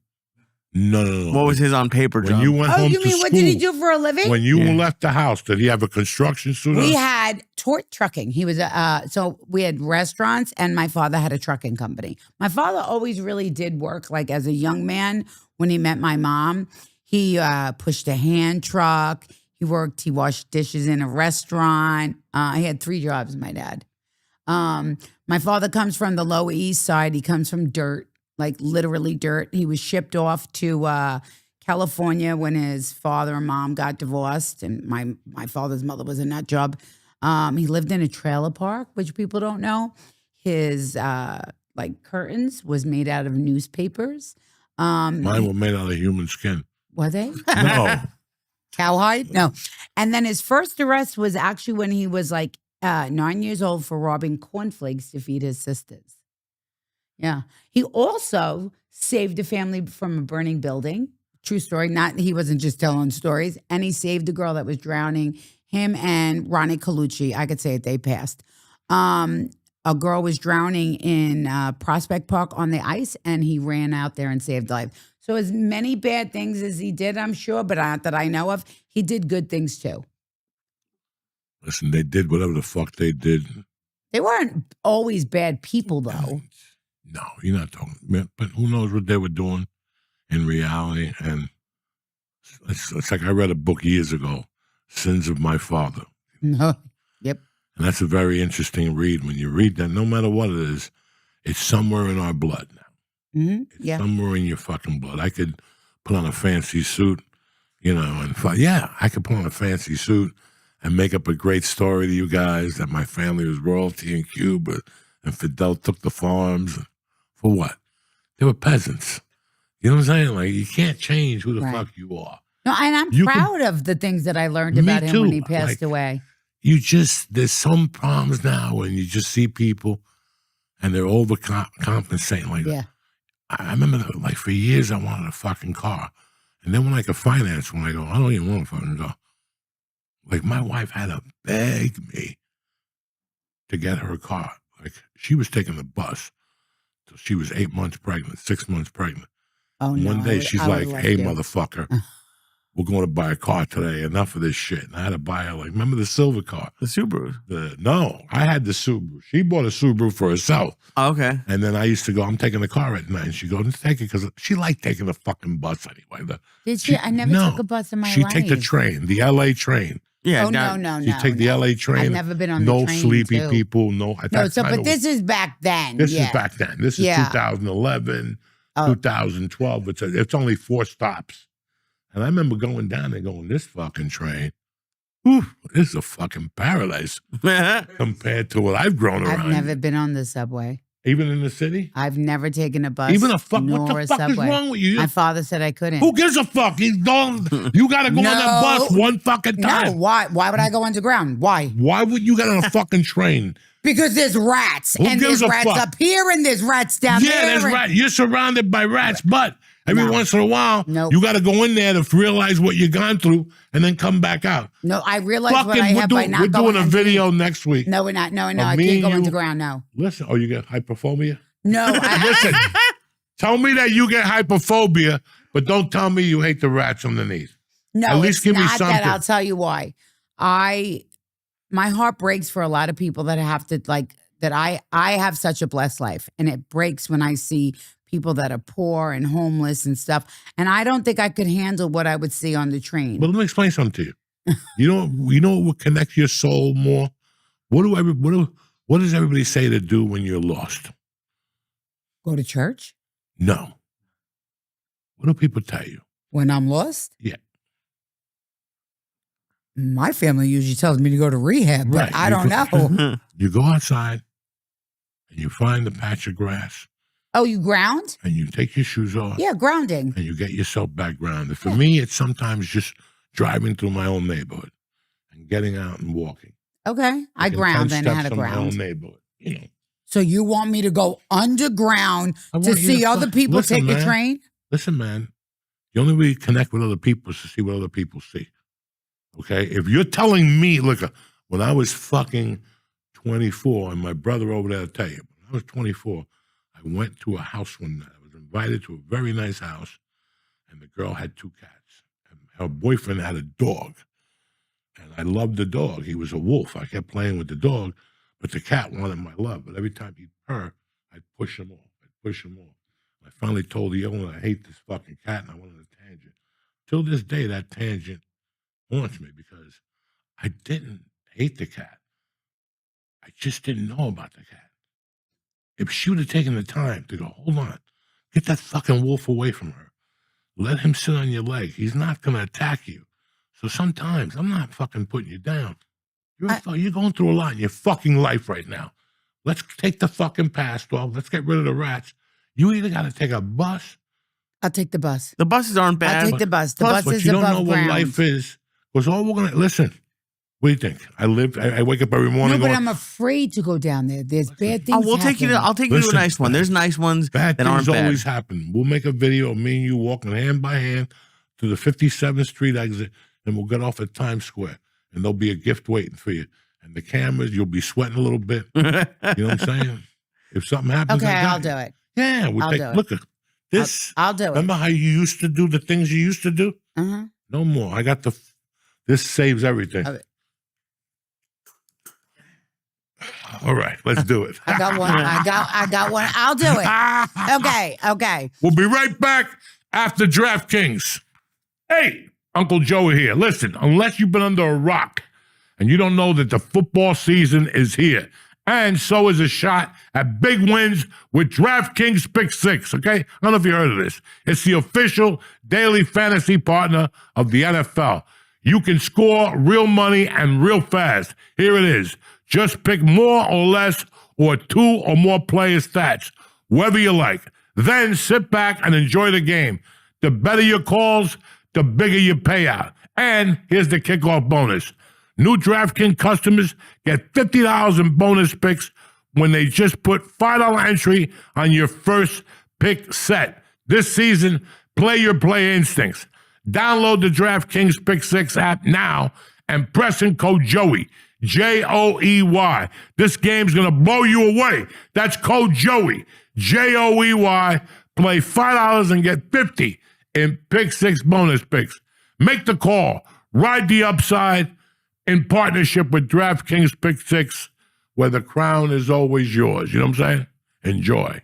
Gambling problem? Call 1-800-GAMBLER. Help is available for problem gambling. Call 888-789-7777 or visit ccpg.org in Connecticut. Must be 18 and over. Age and eligibility restrictions vary by jurisdiction. Pick 6 not available everywhere, including New York and Ontario. Void where prohibited. 1 per new customer. Bonus awarded as non-withdrawable Pick 6 bonus picks that expire in 14 days. Limited time offer. See terms at pick6.draftkings.com/promos. We're back, Jack. Anyway, we still got my girl, Renee Graziano. What else? What's in the future? I know you have like 19 books. You got 18 cosmetic lines. And no boyfriends. Well, who gives a shit? That's perfect. You don't need a boyfriend. No, we don't. You and So boys don't mix. It's time for you to start playing the bongos, the remake of the Go-Go's or whatever the fuck you do. so I am working on a television project, which hopefully in 2026 will return. I am writing my memoir. Ooh. Once Upon a Mob Wife. I have a body butter line launching for Black Friday. And of course, it's a play on words. We called it like Bada Bean Butter. We made all these really cute names to it. I'm working on an immersive theater project with my sister Jennifer. I would love to tell all the names, but I was sworn to secrecy. What else? I am a full-time grandmother of 4, which is probably the coolest job. And I am coming up on 2 years sober. I have a great relationship with my son. What do you do in your spare time, man? You mend sweaters. You collect stamps. Um. What do you do? Yeah. Okay. Just me. I still stamps because I'm still writing correctional facilities. No. I actually have been writing along with my sister a movie called Jail Mail. That is a comedy. It's a rom-com. So I'm working on that. But Hold on. What's a rom-com? I'm sorry to interrupt you.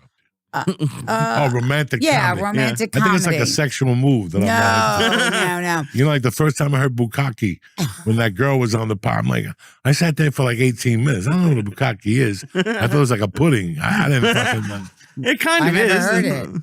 Tell them what a bukkake is. Oh, you can't do this. You're a woman of God. He's not a woman of God. I'm Trust me. Catholic. Slow It down. don't All mean right. nothing. Bukkake is when one person is in the middle and there's a large group of guys Yeah. and they do some stuff on her face or their They all face. jerk off. Okay. So you know what I just learned? Oh shit. Somebody will know. What's the name of the chair in the room? Oh, the cuck chair. Do you know what the fuck that is? How No. disgusting. What? Say it again. Cuck The chair. cuck. So it's like that. It's You know how called like a you know how like in the cuck chair. in like hotels they have like one random like little love seat in the corner for no reason. Yeah. A cuck chair is now what people do is they go to like a Hampton Inn and like this one They like watch. scrawny white dude will bring his wife and 6 black guys will come and fuck her and he'll just watch. And he sits in like That was a little drastic about 6. It is when a person watches 2 people have sex. It's a real fucking thing. It dates back to like almost the wrong. I went and I researched. It's called they're cuckers. These people are cuckers. They sit in a fucking chair and they watch. And now every time, and they're in every single room. So I thought that somebody had really good decorating skills in all these hotels. No. Nope. It's a fucking cuck chair. I was devastated when I found out. I turned the chair around and made it face the You wall. were devastated because nobody invited you to one. I don't fucking want to watch You're one of nobody those do. comics that didn't get invited to Riyadh. All of a sudden, they're anti-politicians. I ain't doing business with them, not for nothing. Nobody invited you, your bony ass. That's why you're. No, it's a thing. In every hotel room, you will see a chair, and it's a cucking chair. See. Yes, no, it's true. Google it. Google it. Listen, I don't need to Google shit because that's why I boycott hotels. That's it. I'm done. I'm gonna start going to a company that just pitches tents with a heater, with a little cuck in the fucking thing. I would on love the to floor. see you in a I want tent. people who cucked on the floor in a fucking tent. Cuckers. They're Cuckers. cuckers. Look, there's always fucking something. Always remember in life that they're just getting weirder and weirder and weirder. Wait till you get invited to your first tranny sex escapade. Oh, I've And been to Madonna will one. be singing, and they're all trannies with big dicks, hitting each other with dicks. And Oh, I haven't seen them swing them, but I have been. I have been invited to a couple And of again, parties. I'm not mad at anybody's sexual preferences, but get ready for what's coming. You wanted it. It's like Ted Nugent said in 75, right? You wanted it, you got it, you know? Wango Tango. Didn't he sing Wango He Tango? did Wasn't Rango that him? Tango, but years later, it's after he drank the poison in fucking Atlanta, Georgia.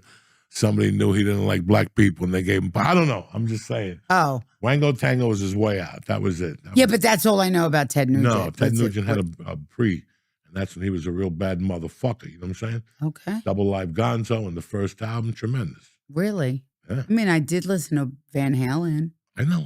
You'd listen to a lot of things. I did. I have a sister that's 9 years older than me. Sure, you So, listen to Pavarotti too. I don't fucking know. Were you single at all? And you listen to salsa. Your husband was Puerto Rican. Ga, ga, ga, ga, ga. He's a fucking rat. It's Don't say rat no more. I didn't Please. say it. What do you want me to call him? Just don't say him at all. Don't acknowledge Were you these single people. at all on like Mob Wives? Like, She's always single. so did you have any? Did you have any like guys Oh, hit you you're up? getting smart now, aren't She's you? always fucking Oh, single. I would love for you to Was go I at him. single on Mob Wives? Like did like guys hit you up? Oh yeah. I did. I went on like one date on Mob Wives. That was hilarious. And yeah, I was single all through Mob Wives. And did you like have fun, or the people hitting you up were gross? Oh no, I've had some fun. I have dated some very fun people in my life. I won't talk about any of them because they're celebrities, but I've had my share that I don't have to date anymore if I didn't really want to. I've they had so tie much you up? fun. No, no, I'm just teasing. no, I have claustrophobia. No, listen, Mob Wives was a really great springboard to other things that I've done in my life. I've been on Celebrity Big Brother. I did 2 TV shows on WeTV, Marriage Boot Camp. He was not my boyfriend though, but we went on it. Family Boot Camp. I've done Chopped. I've had a lot of great things. I have a cookbook, an erotic novel, a children's book. I've been really You haven't sang yet. You got to make an album. Oh yeah, I would sound like Barry White. Who Forget gives that. a fuck? Altogether. Somebody actually just asked me, her name is Brie Biasi. She's like, would you do something on my album? I was like, I could talk on your album, but I can't sing or anything like that. And she's like, no, I want you to talk shit in the beginning of the album. I was like, something like that I could do. But I think if there was anything that I really could do. Oh, I became a catechist teacher. I taught religion. Yeah. That's yeah. always great. It was fun. I saw you throw like 18 punches on VH1. No, I pull hair. I don't fist fight. I really. No, that wasn't you. That was a guy dressed like you. No, that was the other girls. I only pulled hair. I swear to God. Right. You pulled hair. I have a very expensive nose. I am not fist fighting. Okay. What else? You pulled someone's hair on the show? Oh, we pulled they got down a few shit out times. of each other's hair on the show. Yeah. Yeah. How good does it feel to pull someone's hair when you're mad at them? So good. You have to learn how to pull from the really bottom, though, to make sure you get it all when you're pulling it. I'm not, believe it or not, I'm not a violent person. I really don't believe in violence. I really don't, unless it had something to do like somebody picking on my son or my grandkid. But otherwise, I don't believe in violence. Sounds strange. And I think for me, I think at this stage of my life, I would love to find a grandpa. Like oxygen, maybe like a couple of weeks to live and sign everything over. But no, I'm joking. I would really, I would love to date. I think I'm probably ready to date. But like, what I mean by date is like, you don't live with me, I don't live with you. I see you 2, maybe 3 days a week, and that's it. I wouldn't allow anybody around my grandchildren. I'm very, very protective. Anything else? I need a big. Want a plane to fucking Europe once a month too? I've never been to Italy. All right. I'll make a list too. Yeah. It's just I mean, what? Would you think I'm it's asking so for fucking too much? crazy. Like, I see those ads of guys like my age, and they're walking with their wives. They got khakis on and like a shirt with a collar, and they look at the horizon, and they're both in awe. And I look at them and I go, I should be doing that, but first of all, I'm not going to stop when I'm walking to go, look at the sun. I'm in awe. Keep fucking walking. I'm 64. I've seen the sun 1,000 times, all right? At night and at daytime. What would your commercial be? Like what's keep walking. romantic? It's too hot to be. The mosquitoes are about to come out. You can see it again tomorrow. And you want to stop and talk to me about the fucking sun. It's just, and you look at that and you go, that's a dream. That's a dream for a lot of American people. And you know what? It's a dream. That happily ever after? Yeah, that is a dream. It's a fucking dream. And I buy into everything. I'm a romantic, nostalgic guy. I see those commercials and I'm like, man, I would love to do something like that with Terry. Where nobody has to go to work and we could just walk down the beach in 2 years. And it's like, that's great. That's great for about 18 months. And I'll be sucking dick, trying to sell tickets in New York City again. That's not realistic life. That's not like. I understand, but it would be nice, but that's not what I want. I don't want that. No. I'm not saying that, but at the other end, you're sitting there, a 62-year-old man in the United fucking States of America, and you're sitting there, and I got a bum knee, and I got a fucked up toenail, but I'm sitting there going, I could be doing something. I come from that school. Like at 62, I don't want to be walking around going, look, George, look at the whale. I saw one like that in Jersey City. Well, Who gives a fuck? Just look at the fucking whale. Okay? I'm one of those guys. Just look at the fucking whale. So if you had the opportunity to do something different with your life right now, what would you do? I'd still do what I'm doing. But you listen, when you stop is when you're gonna die. Oh, Okay? They say that. surrender, more or With this less. country, they have statistics that'll blow your mind of people retiring and 3 years later they punch the ticket. You worked 60 fucking years of your life doing whatever the fuck you didn't want to do.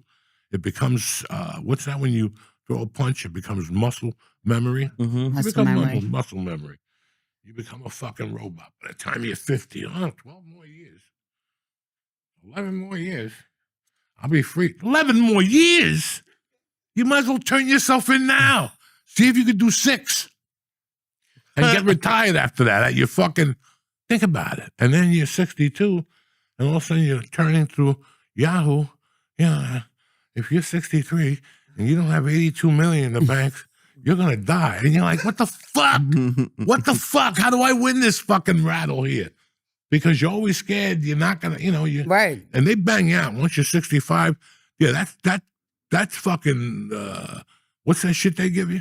Social Security? Yeah, that's like $800 a month, and per year, that check you got to cash within minutes after next year. That's it. That's money's going to different places. They don't give a fuck about old people. And then you have the other thing. What's the fucking insurance they give you? Medicare, Medicaid. Yeah, that's for Band-Aids, maybe an eye doctor. When you get down to the nitty-gritty, that shit don't cover anyway. That's why they have Medicare A, B, C, Yep. D, and all of the above. And then you got to buy all And then the you got other to buy all things. that shit, dog. That's a curveball right there. Yeah. Everybody's thinking, when I'm 65, I get free insurance. No, my mother's 80, and Shit. let me tell you something. Yeah, you complain about your insurance now and you're working. Yep. Wait till you're not working, and they don't need you no more. Yep. So it's really weird. Like now you have to get in shape. You have to be prepared for 75, and I'll Yep. do it. I Yep. can see myself puffing reefer, and then one day going, this is shit. Boom, he's dying from a heart attack. And that's how you want to do it anyway. You don't want to die at home watching the Cosby Kids at 2 in the No, at no. 2 in the, you know what I'm saying? What? My mom is 80, Every and week- all she What does happened? is watch TV. Every week with him, he's planning his death. Every fucking, God damn it. I do this because I'm preparing for, but it's not even that. I'm only I'm a few years older than my guest, who I love to death. But everybody starts thinking about this now. You guys shouldn't, but guess what? You should. Oh, bullshit. I think about it. I didn't think about shit. I didn't think about anything until I was like 48. And people started telling me things. Hey, you know about insurance? What? Insurance? No, I had SAG insurance at the time. But there was so many things. If it wasn't for my wife, I wouldn't know what people were talking about. No, what about life insurance? Young people should have life insurance. They should invest their It's money into so their fucking policies. weird. Absolutely. I thought my father was, which I believed him, go figure. He was like, I'm never going to die. Don't worry. I'm going to take care of everything for you all your life. And I really, truly believed No. everything my father said. And then, when he passed, I was like, what do you mean I have to pay a car payment? What Yeah. do you mean I have to get Unless health I hit you with, insurance? by the ways. Those are called, Yeah. yeah, your father said to take care of you, but the rent is due. He's like, by the way, On he's the gone first. now. What do you do? Yeah, he ain't around. Unless Yep. you see ghosts around this motherfucker. With bags still of need- cash. I still need mucho dinero on the Yeah. first and shit. Yeah. It's very, you look at things, that's what I'm just telling Lee, where you are, and people from all ages watch this podcast. Right now, there's 23-year-olds that they're stuck in an apartment in New York. They went to 4 years of college. They've been in the market for a year now, and they still can't find a job doing what they went to college for. They thought that was the right move. And every month, they got a bill from fucking the government, student loan, $68.50, and don't think we don't know where you are. You know what I'm saying? Don't think you don't know where you are. Absolutely. And then you have a bunch of 38-year-olds that have been divorced with a kid. Yep. And they got to start all over with a minus $600 a month and $200 for groceries, and they ain't getting no raises. They work for a Chinese company. The tariffs are done. Everybody in this that watches this is going through something at a certain age group. And I'm sure there's a lot of 50-year-olds going, what the fuck is my next move? Your next hello? move is to sit still, play it out. You've done this before. Yeah. Everybody in this room, George, we've all got ourselves out of a hole before. This is just something that we just did. This time we're more prepared and we're ready. We're going to work smarter, get there faster. But I think that's the difference with us compared to the younger generation. We've done it before. We've seen hard times. These young kids haven't seen what we were about to see. Again, I never want to sound like our grandparents, that these young kids, this new last 2 generations weren't dragged to work at 5. There's a big trend going on in this company. A lot of businesses are closing because the kids don't want nothing to do with the business. With a business has been open for 89 years. Well, fuck it. Yep. I want to get my dick sucked in New York City. You know what I'm saying? Yep. I want to do this in Idaho. Yep. I want to fucking go to Iran or whatever the fuck these kids want to do today. Whatever they want to do. I don't know. Yep. I'm just spitting shit out here. Yep.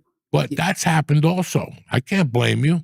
Yeah, a lot I of can't mom and blame pop you. stuff going You grew down. up in that shit. You saw what your grandpa went through, your dad went through, and your uncle went through.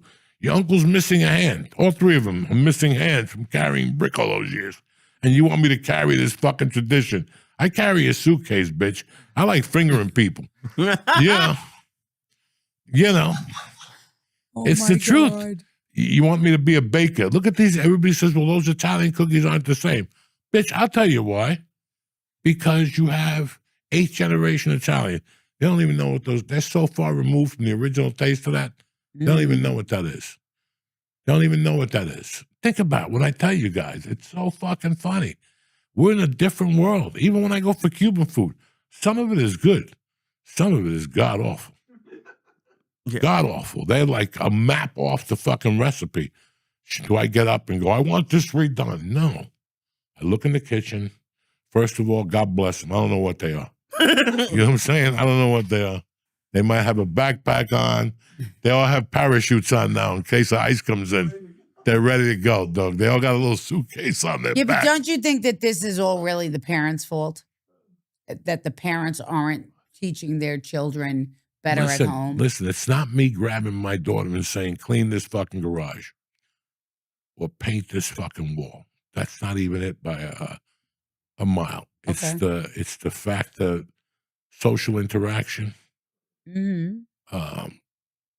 learning how to fucking count on, I swear to God, listen, guys, I got a deep problem. I love Coke Zero from McDonald's. Okay? They pack that motherfucker with ice like they don't own the ice company. You ever go somewhere, you're thirsty, and they give you half the glass full of ice like they're in on the ice? Just give me the fucking ice. It's a penny for a fucking big Slurpee filled with ice, and you want to hold back on the ice. McDonald's never holds back. They fill that motherfucker to the brim. I go in there and try to throw them off change-wise every day. Like it's $1.29. So I'll give them like 6 quarters. They go bananas. Bananas. You have to see them. And they can't do the math. They start looking. They start looking at the register. They don't know how to, because the bill is one thing. Hit them with a quarter. Hit them with 4 quarters. I do love doing like when the bill's like 11 and I give them 21, so I get a 10 back, and they look at it, they're like, what is it? Oh, they can't figure that one out. We had we delivered papers. I've always said that the generations sucked because they never delivered papers. Yep. That delivering paper made you a gangster. Plus everything else that you did along the way, especially where we grew up over here. We were very lucky. We had a lot of little things you could fall into by mistake and pick up somebody to give you $5. You know, it snows now. I want you to, unless this is different in the Bronx. Listen, the Bronx never changes. And parts of Brooklyn don't ever change, okay? Because hustling never changes. It's just less people know how to hustle. But if it snows in my neighborhood, you think there's 8 kids out there making a small 20 pushing your car like we did? Remember when it snowed? We could go to the movies on Friday and we didn't have to ask our parents, and we could actually get a piece of pizza and shit now if we could make $20. If we could make $20 shoveling snow each, and trust me, when a guy like me, a fat fuck that's 60, is driving down the street and he goes, zit, zit, and he gets caught on black ice and he sees 6 little gangsters Trust me, I don't care if this guy's the king of the Jews. He parts with that money because the alternative is his fat ass pushing himself out of there and shoveling himself. Those kids could call whatever price they want to. Yep. Whatever price they want. Like, listen, Chubby, relax. We got hot cocoa. Like, there's got to be one Arab because they know what to show up with. We have hot cocoa. Okay, drink the hot cocoa. We're going to get you out. We're going to fill up your tank with gas. Just give us $80 and you'll give it to them. So I don't have to do dick. I'm over here warm in the car with the fucking Jody Arab. They don't shovel That's anymore. the mathematics I'm talking about. That hustle, that flow. And I'm not that old guy at the barbershop. I don't ever want to be that grandpa. My day, we walked from here to Baghdad. No, you didn't. No, you fucking didn't, okay? No, you didn't. If anybody did that, today's the day to do it. With all the reconstructive knees and all this shit you could do. You can't walk nowhere with the sneakers they had. But anyway, my point is that it's just so much has changed. Social media. I am in awe of women. I am in awe of just so much has changed. And it's supposed to change. My way of thinking is 40 years out of line. Let's face it. It is 40 years out of line. I'm 62. The best I was ever cooking was maybe 30. All right? That's where my mind is. I don't believe that. I think that's unfair to say about you. There's a part of a person that stays. I'm a fucking old school prude. I like things to say. And I'll sit here and talk about but what eating makes pussy. what makes that wrong? Because there's just things that are so old school that they take you down because you won't let them go. Oh, your belief systems. I believe. And that's why when people put down the chick with the nice titties in San Francisco, that she's 80 years old and she makes $80 million a month. Pelosi. Nancy Pelosi and all those old politicians. All The those chick old, with the nice Yeah, titties. she's got banging little titties, Nancy That Pelosi. makes 80. I'm saying, who the hell is he talking about? You look at Nancy Pelosi titties. Them things are banging. Women that are 20 want Pelosi's titties. They're got a good perfect. They're doctor. round. They're hard. They push her shoulders back. Whoever did the plastic surgery pushed it. Look at her titties banging. People, I would join her Patreon, whatever the fuck. OnlyFans. OnlyFans, just to see those little titties. They're like little Spalding number 2s. You know what I'm saying? Hard like a motherfucker. Look at those titties banging. Look, she even has cleavage like an animal. You understand me? But that's not my point. My point is that. What was your point My now that point Nancy's is- boobs are My showing? point is that there's a lot of politicians, people who are in high posts in this country that are in their 60s, 50s, and 70s that think like me. And my thinking is whacked. Okay? Like I smoke pot, but I don't want legal reefer. I'm sick of it. I'm sick of going into New York City, and it's the greatest city in the world. Now you've made it every other city. I agree with It you. smells like fucking dick in the city. I agree You go to the with you. Jersey Shore because we don't know how to control it. And if we're going to control it, then you might as well move to fucking Cuba. So why? Because now it's backfiring. I fucking hate it. Every time I walk into the city, you smell it at the, it's a fancy fucking restaurant. I'm sorry. And I there's agree three with guys you. smoking weed. And trust me, for the grace of God go I. I'm one of those idiots, okay? But after a while, like everywhere I went, from taxi cab to the thing back, I'm like, I hear you go down the shore, it's the smell of reefer. My views are completely different. They're kind of a little fucking different. Like I kind of admire now, like Texas and people like Tennessee, I don't think has legal weed. I don't think so. No. No, because they see now they wanted to give it a look.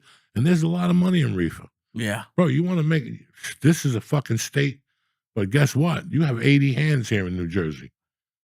New York City, you got 80 hands. For every $20 nickel bag you sell, you're only getting 3 cents out of that nickel bag at the end of the week.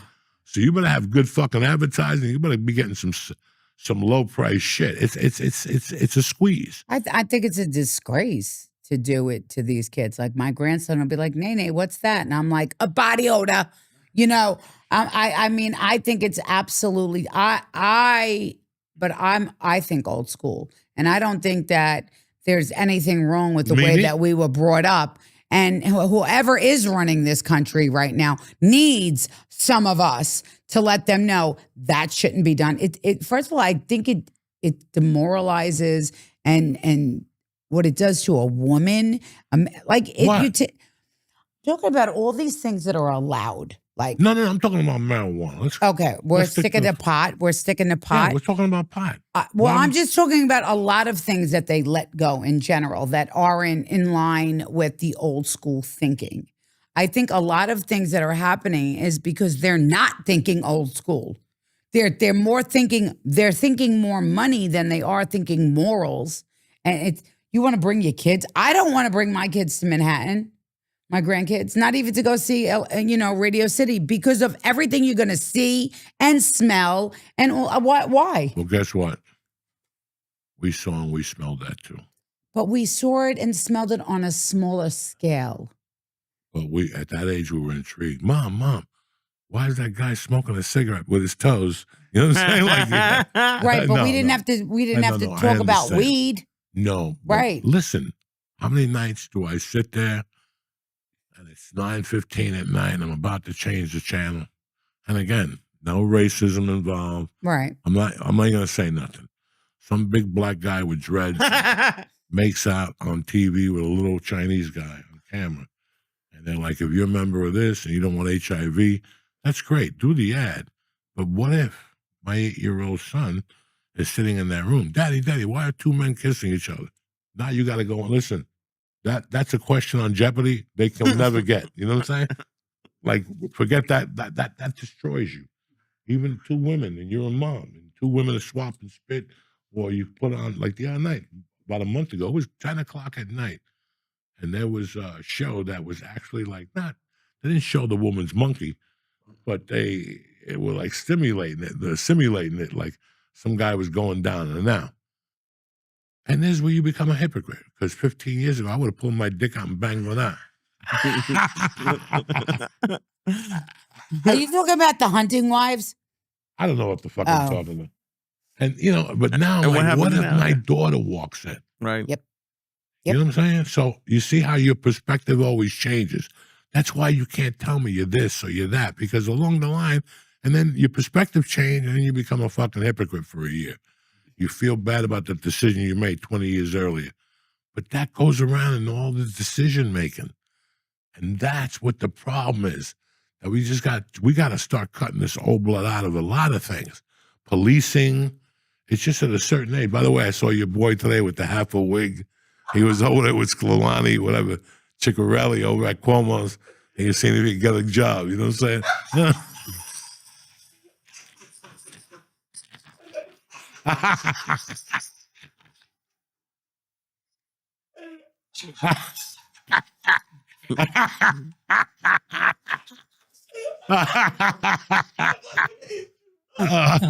I love when people have to cry for a job. You know what I'm saying? Oh my God. Even at a later age in your life, you still got to show up and make believe you're going to vote and shit like that. Yeah, I'm here. You know what I'm saying? Yeah. How sad. You've had an interesting life, my love. And yeah, there's been some pain, but you had a fun Turn pain time with into your dad. purpose. People going to do what they're going to do. I know. You got to keep doing what the fuck you're doing. You know what I'm saying? Like, Which is looking good like a motherfucker. Look thank at you. have to take one of those sneakers off and beat you with it. Not before you find it up your ass, Joey. No, I appreciate you for the compliment, and I even appreciate you telling me to curb a word, and that was really that was very good for me, because I sometimes let other things that are negative get the best of me. Why would you let anything that's negative get the best of you? But for my future and for my grandkids, I just want them to see this grandma show up for them and let them know if they do have to see a commercial like that, that they don't have to watch it. They can go in the other room. There's things that we're not going to be able to change, obviously. We're not one of the lawmakers, and to each his own. But, where I come from and where I live, I still implement my very old school mentality when it comes to respect and honor and integrity and morals. Do me a favor. They just want to know what's the OnlyFans page. Would you stop? I don't have OnlyFans. I do have a page actually, but I don't do anything on it. You got to tell these guys. There's a lot lot of guys interested in you. Oh, You know, some yeah. people put a No, bikini on and jump up and down. no, Maybe no, you played the bass in high No. school, right? no. Mm-mm. I love you, Renee. I'm good. Renee, I moved to Jersey 5 years ago, and I knew about Staten Island. I'd gone there 2 or 3 times. There was a comedy club that I did an open mic at over there once, but I didn't know what the people were about. I just thought they were Jersey people who were fucking rednecks. I didn't know what they were. And over the years, I read there was a garbage dump and this and that and the whole fucking thing. So along the line, I knew anything that came out of Staten Island was fucked up. And then I moved to my hometown where I live now, Marlboro. And Jesus Christ, 70% of the population is Staten Island. So Yep. I got the woman across the street from me, who I love dearly. She's Staten Island. And the girl around the corner from me, Christina, who was just her 40th birthday. I clicked with them first. And they're fucking like my soul. Like one started bringing me chocolate. Like one night I was getting high in my yard and I'm like, wow, it's a beautiful night. Let me go out to the front of the house. It's like 10 o'clock at night. I go to the front of the house. I look down, there's a loaf of bread. And I'm like, what the fuck? And I bring it inside. I didn't know what chocolate bread was Oh, from Royal Crown. I didn't know what that was. oh, from Royal Crown. And I took the it in the best. kitchen and I cut it up. And it was like that scene in Animal House with little kids looking at Playboy. He's about to bang one out, and all of a sudden a woman comes flying through the window, and he's like, Thank you, "Thanks, God." God." Yeah, that every time I Chocolate think, bread. "Oh my God!" Especially Royal Crown. She texted me, "Did you enjoy it?" And I'm like, "Yeah." And there's something about Staten Island. Now I know like 32 of you. I know who went to Moore and who are the Moore's whores. And, The Moore's horse. the Yes. fucking hilarious shit. Just 20 years younger than me. 25 years younger than me, but they are hysterical Staten when Island they has go off on personality. all that. And then they told me the drugs and the pills and the Yep. traffic, and and there was like a big exodus. I had a great time, George, at that book signing there. We were that was one of the best books. There was some weird fucking Staten Island women. And there was one woman like, I'm not waiting online. There was a really pretty Italian girl with 3 brothers that looked like gorillas. They weren't going to wait. I even told the guy, go, just let her through.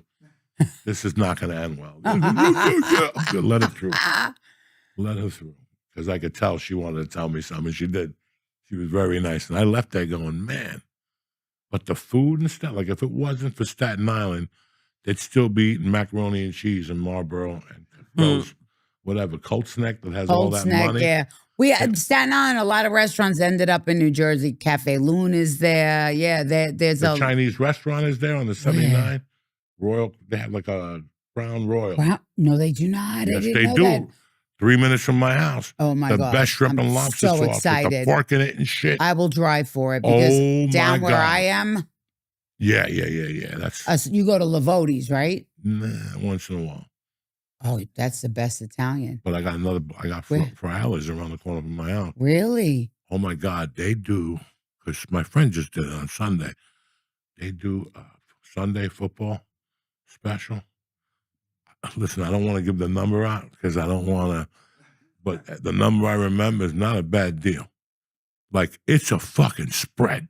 Really? Like, they send you a tray of fucking nachos, and they're good with sides of avocado, and then they send, no pizza, sandwiches, they send honey, whatever, mustard, chicken strips, chicken wings, 3 different flavors, vodka, the broccoli. I mean, it was like, how much? Not fucking bad. I like Lavotti's too, but everything with them is fucking balsamic. I don't want that much balsamic. I'm not a huge balsamic No, I don't person, want but that when much. it They comes put to balsamic on everything. Italian, Lavotti's. I got so many different Italians Really? down there. Well, you know what? You're closer to New York. No, Lavotti's is fucking walking distance from my house. Yeah, no, you're closer to New York. In other words, where I than am. you are. Because I'm in hell. Yeah, no. I'm 2 blocks from the fucking beach in Point Pleasant. Like, you shoot me. You ain't getting none but sand. Oh, you're down in Point Pleasant. I'm like, Yeah, my next town over is, I'm in Brielle. So I'm in I went to eat in Point Pleasant one day. I returned everything. Even the clam chowder tasted like chicken noodle. Oh, you gotta go to Spike's, because Spike's is really good for Listen, the fish. I don't need to go anywhere. I got restaurants right by my house. You're right. I'm sick and tired of driving for Look for the new thing. Who am I, Columbus? You know where to get chicken franchise. Go there and shut your fucking mouth. That's it. Well, I'm happy you came on today. And I am very You grateful. know I love you to death. You're always welcome to come on. Thank you so much. And, I appreciate you greatly, and I you love should have you won an too. edible or anything? No. Oh, well, you're sober. I don't know if you want to fall off the wagon. Yeah, and I would say that on camera too. No, you won't. All right, we got some Here's dates. that sneaker that was going up his ass. It's in his mouth now. No. I'm only joking. Yo, what dates you got? This week I'm going back to Mass, so I don't have anything on the books this week. And then what's your next big date?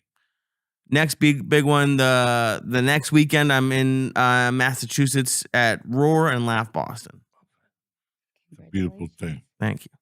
We got a couple dates coming up. I don't remember what the fuck they are. You got Nyack coming up this week?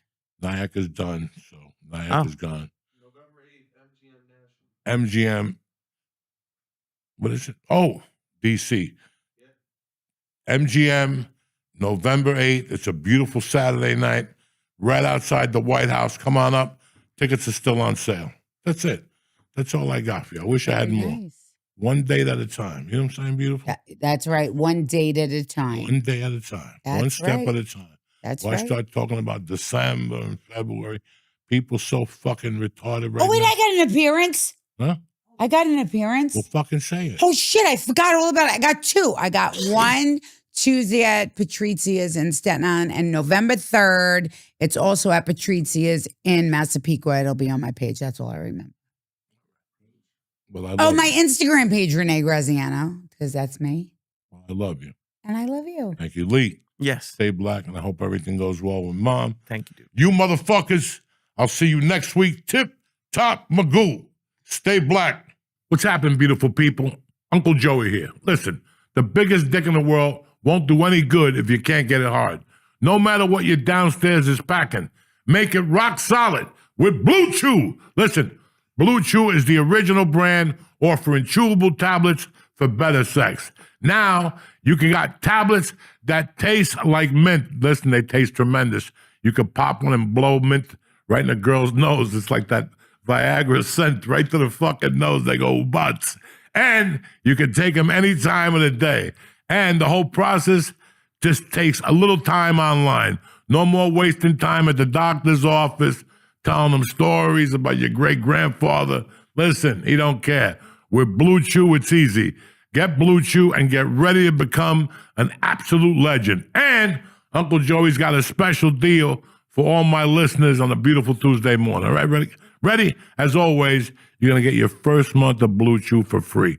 Yes, free. Just press in promo code Joey, Joey at checkout, and pay $5 for shipping, and that's it. Join Blue Chew's mission to upgrade humanity one thrust at a time. Yeah! Head to BlueChew.com for details and safety info. And I want to thank Blue Chew from the bottom of my heart for sponsoring the show and for putting some oomph in these men that don't know what it's like to sling dick. You know what I'm saying? It's the season to sling dick. Ho, ho, ho. What's happening, you bad motherfuckers? Uncle Joey here. Welcome to the church, the New Testament. It's Tuesday, January the 28th. Let's get this party started, Jack. Hey, Uncle Joey here. Listen, getting high should not be a guessing game. Choose the type of high you want with Via. Via's THC gummies and vapes and topicals and drops are the next level. Whether you're looking for some energy, better sleep, more intense focus, recovery, Via has the product for you. Me, I'm not looking for focus, recovery. I'm looking to see the devil and relax. You know what I'm saying? And if this is what you're looking for, Via is for you. Via is crafted from the highest quality hemp, sourced from independently owned American farms. That's right. No Chinese were killed to make this video. There's no medical card required, so you get this party started right away.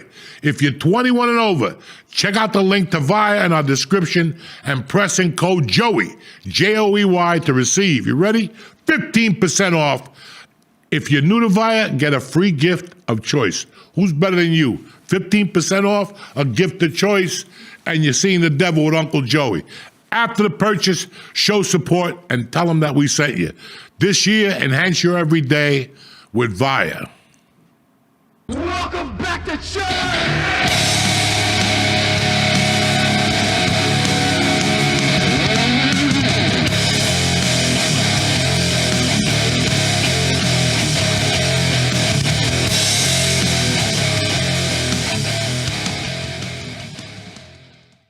right, we're here with our guest, special guest today, a.k.a. the Italian princess, a.k.a. Leanne, a.k.a. fucking hilarities. What's happening, beautiful? Hi, it was Liana. What is it? Liana. Liana. Well, just so you know, if Joey knows you and gets your name correct, he doesn't like you that much. Okay. if he likes you, your name's not right. He's been calling me the director from Israel for 15 years. I've never directed anything, and I'm from Massachusetts. So it's, whenever if he gets your name wrong, he likes you. Okay, good, perfect. You know, I wasn't hip to Instagram. Like, I'm a YouTube type of guy. I go on YouTube and fucking look at videos of concerts and shit. So I didn't really know what was going on Instagram. About 4 years ago, I started looking at Instagram. And, you know, you get the fucking girls with the tattoos wiggling their ass and all this stupidity. But I'm into the fucking dog videos. People who make cat videos I like. And I like people who talk about food, right? Because I like fucking food. Hell yeah. And, you know, there's a lot of amateurs on there, a lot of, like, skinny Italians. Well, I'm skinny Italian. No, but trust me, these are like skinny, pale Italians. They look Well, like I'm a little pale, too. They have no testosterone. Trust me, you have plenty of testosterone. More than these fucking mooks you see nowadays. And you see these guys trying to sell a sandwich, and they just don't fucking sell it. And then you got Dave Portnoy, who I love, who does great things, but I'm not going to eat what that fucking guy tells me to fucking eat pizza. You know, it's just that we've gone into the wrong fucking realm with this shit. And then I discovered you, and I was blown the fuck away. Like, I was like, what is this girl talking about? The accent, the way you moved, but you killed me when you brought your grandmother into it, and you're over there talking Italian. I'm like, this is better than any fucking TV show. This is what I grew up around. And when I moved back from California, I expected to have this. I was moving in Central Jersey. My neighborhood's from fucking Staten Island. You know, I should have these Italians. I should have people yelling on the street. The one grandfather that runs away. You know, something. Nothing. They're the most boring Italian people I've ever met in my true. life. They're It's nice true. people. But they eat macaroni and cheese, and they, you know, it's just, for me, like, I'm Cuban, and Lee, tell her the rules I have. Even There's a lot. I'm I gonna got need you rules, to man. break it down. So, like, we were. Like, He you has so broke many a rule rules. this morning. Uh-oh. Oh, no. You put What's- that fucking ranch powder on the tuna, and you even said no. it. I'm still a little American, and that's why I love you still, because you threw there a little American from time to time. can't help it. I Because can't we help all it. got that white trash in it. I know. I got. Like before, we are talking about Monty Garden. I was thinking of not rice-a-roni. What's the other one with the noodles that your mom used to make? Oh, Hamburger Helper? Hamburger Helper was a motherfucker when I was a kid. I asked my wife to pick it up like 2 years ago. I took one bite. I went into a fucking sodium buzz. I threw it right away. It was god awful. I still got like Dinty Moore stew. I'll throw a can of Dinty Moore stew down. Right I out don't of know a- what that is. Dinty Moore is like a red stew that they sell at CVS with a loaf of fucking bread. Dinty Moore, that meat is better than McDonald's. It's been on the shelf for 40 years, and For they've never 40 years. changed. It still is You know, packaging it from goes the 50s. with tang, you know, shit like that. So I make mistakes too. But you didn't make no mistakes. And then you're going to restaurants, and then you're fucking drinking these drinks, and then you're making videos with some skinny dude who is great, by the way. That Wait, one who? I'm trying to restaurant think. that he brings you one thing after the other. Oh, Rockies. Rockies. Yes. And then I He's the look at best. you and I'm like, where does this food fucking go? You know, and every day is a different. How did you get into all this shit? You know, this is just how I live my life. And it's just like, I was like, one day I was bored. So I was like, you know what? Well, actually, I did it out of spite. I'm not going to lie. I started doing TikTok out of spite. And then within like a week of doing it, I got like 6,000 followers, which is crazy for TikTok. This was 2.5 years ago. And I was like, you know what? Let me keep doing this because it's working. I got my spite. It worked. That paid off. So I just kept doing it. And I was always going out to eat. I was always going to my nonna's house. So I was like, let me just continue this bit and just doing what I usually do. That's why I enjoy doing social media, because it's not like I'm going out looking for content to make. It's just my normal life. Like, I wake up, I eat a sandwich at 10 a.m. I eat a plate of pasta at 12, and that's just what I do. But it's like you live this life of like food and All food. restaurants and nice cocktails, and That's what I do. you know, Wait, you're can we always go back to that? You eat a sandwich at 10 and a plate of pasta at 12 every day? Not every day, but when I work, see, my boss, he's the best. He loves me. So I start off my work day with a lobster tail. He always gives me a lobster tail and an espresso. Then, like, after I finish eating that, he gives me my sandwich, which is around like 10:30 a.m. What time do you eat the lobster tail? You mean the pastry of the lobster tail? Yeah, as soon as I sit down to work, I eat my lobster tail. Then after I finish that, I do my sandwich. And then around like 12, 1 o'clock, I do my plate of pasta. He makes me a nice plate of pasta. And 2 o'clock, I leave. So we have the same diet, and we look I love lobster tails. How is that even possible? You know, Would you work once a year? I work out twice a day. I'm not going to lie. So I work out. I wake up early. I wake up 6 a.m., 5:30 a.m., and I work out. But then also like genetics too. Like a lot of people always ask me like, oh my God, by the time you turn 40, you're going to blah, blah, blah, blah, blah. But nobody in my family is, I don't want to jinx myself. I'm doing the malokia. Nobody's like overweight in my family. So genetics plays a part in it too. I'm not going to lie. Like we're all like skinny Italians. So like I get away with what I do by my genetics and working out. But look, I got to tell you something. No disrespect. Your mom ain't bad looking. Your mom. my mom's gonna love this. Your mom is not bad looking Thank at you. all, Jack. Thank you. I mean, that shit runs deep in your family. And you could tell Nona was a freak back in 1940. You know what I'm saying? You could tell. Nona's got a sense of humor. She don't say much. Yeah, my nana's a real one. She's an OG, my nana. But your mom is not a pushover, my Thank friend. you. You know. And it's just really weird to see you in this. Look, I didn't have a family like that. So it's like a couple of years ago, Duck Dynasty got big. I don't know if you remember that show. A bunch of rednecks, they go hunting ducks or whatever the fuck they sold. But at the end, they did something. They sat and said a prayer and ate. And that's something this country forgot. I grew up on the Waltons, dog, okay? The Waltons, at the end of the show, he would always go, good night, John boy. Good night, Priscilla. Good night, fucko. The whole house. We don't have that in this country no more. We don't have that. If it is, it's got to be played out. I got to have a gay cousin or a cousin who's a tranny or this guy's fucking allergic to fucking life. You know, it just can't be normal. And that's what I've seen videos of you with your family eating. And you're like, my uncles don't want to be on tape. You know what I'm saying? Like, and I'm fucking my dying. uncles don't play around. It's so funny because like last year I did a video in one of my uncle's houses. And that was big too, to like let me like do a video like that. And like his friends didn't know that I did social media. So like one of his friends was like scrolling through Instagram. He's looking. He goes, is that Carlo's kitchen? So now he's calling his other friend. He's like, wait a minute, why is this girl in Carlo's kitchen? And he's like, oh, that's his niece. Like nobody knew who my uncles were, and then my uncles have to explain, oh, that's my mom. Like nobody knew because I like kept it so like low key to me and my nonna. Even my brothers, like I don't really put my brothers on. My mom, she's on like once in a while. Like my family, they're not like looking to be like social media famous. Like they don't want to be like in that. My nonna, for like the longest time, I used to have to say, nonna, please come do this with me. Cause even her, like she didn't want to do it. Now she likes it because like we have like this little deal where like when companies send me like olive oil and like food, I give it to her and she loves it because she loves that kind of stuff. So like, nonna, do this. They're going to send me olive oil and she doesn't want to smile on her face. How crazy is it that people send you stuff now? Oh, I love it. It's the best. That's like, you get home and there's like a box of food with ice around it. It's like Christmas every day. And you're like, what the hell? I just got something Friday. I got chocolate, those Italian things. The chocolate from Long Island. The kids from Long Island. Wow. My God, they were delicious. I took one bite and I'm like, this is too rich. Like it was just too rich. And I thought it had edible juice in it. Because it just had... You said something like that. This is what your normal life is. Did you ever try to like force it or like make content out of something and it didn't work? And like, have you always just been doing your normal life? I've always just been doing my normal life.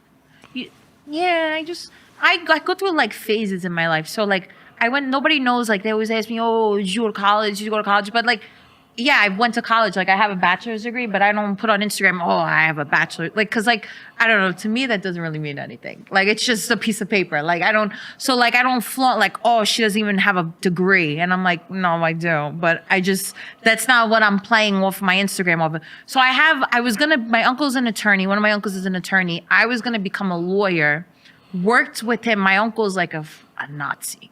working with I love my uncle. My uncle's like the best thing in the world. He's like but when it came to work, oh my God, it was like horrible working with him because we're both very like headstrong. So like he would tell me to do something, but if it was something stupid, I wasn't going to do it. He would fire me. I would call my nonna like on the train home from the city, like, nonna, he fired me. She'd call him like, oh, why would you fire her? Then like that following Monday, I had my job back. I would go back to work. So we did this for a little bit. Then I was like, you know what? This is not for me. Then I was like personal training, which was fun. But I was like, you know what? I don't want to do this either.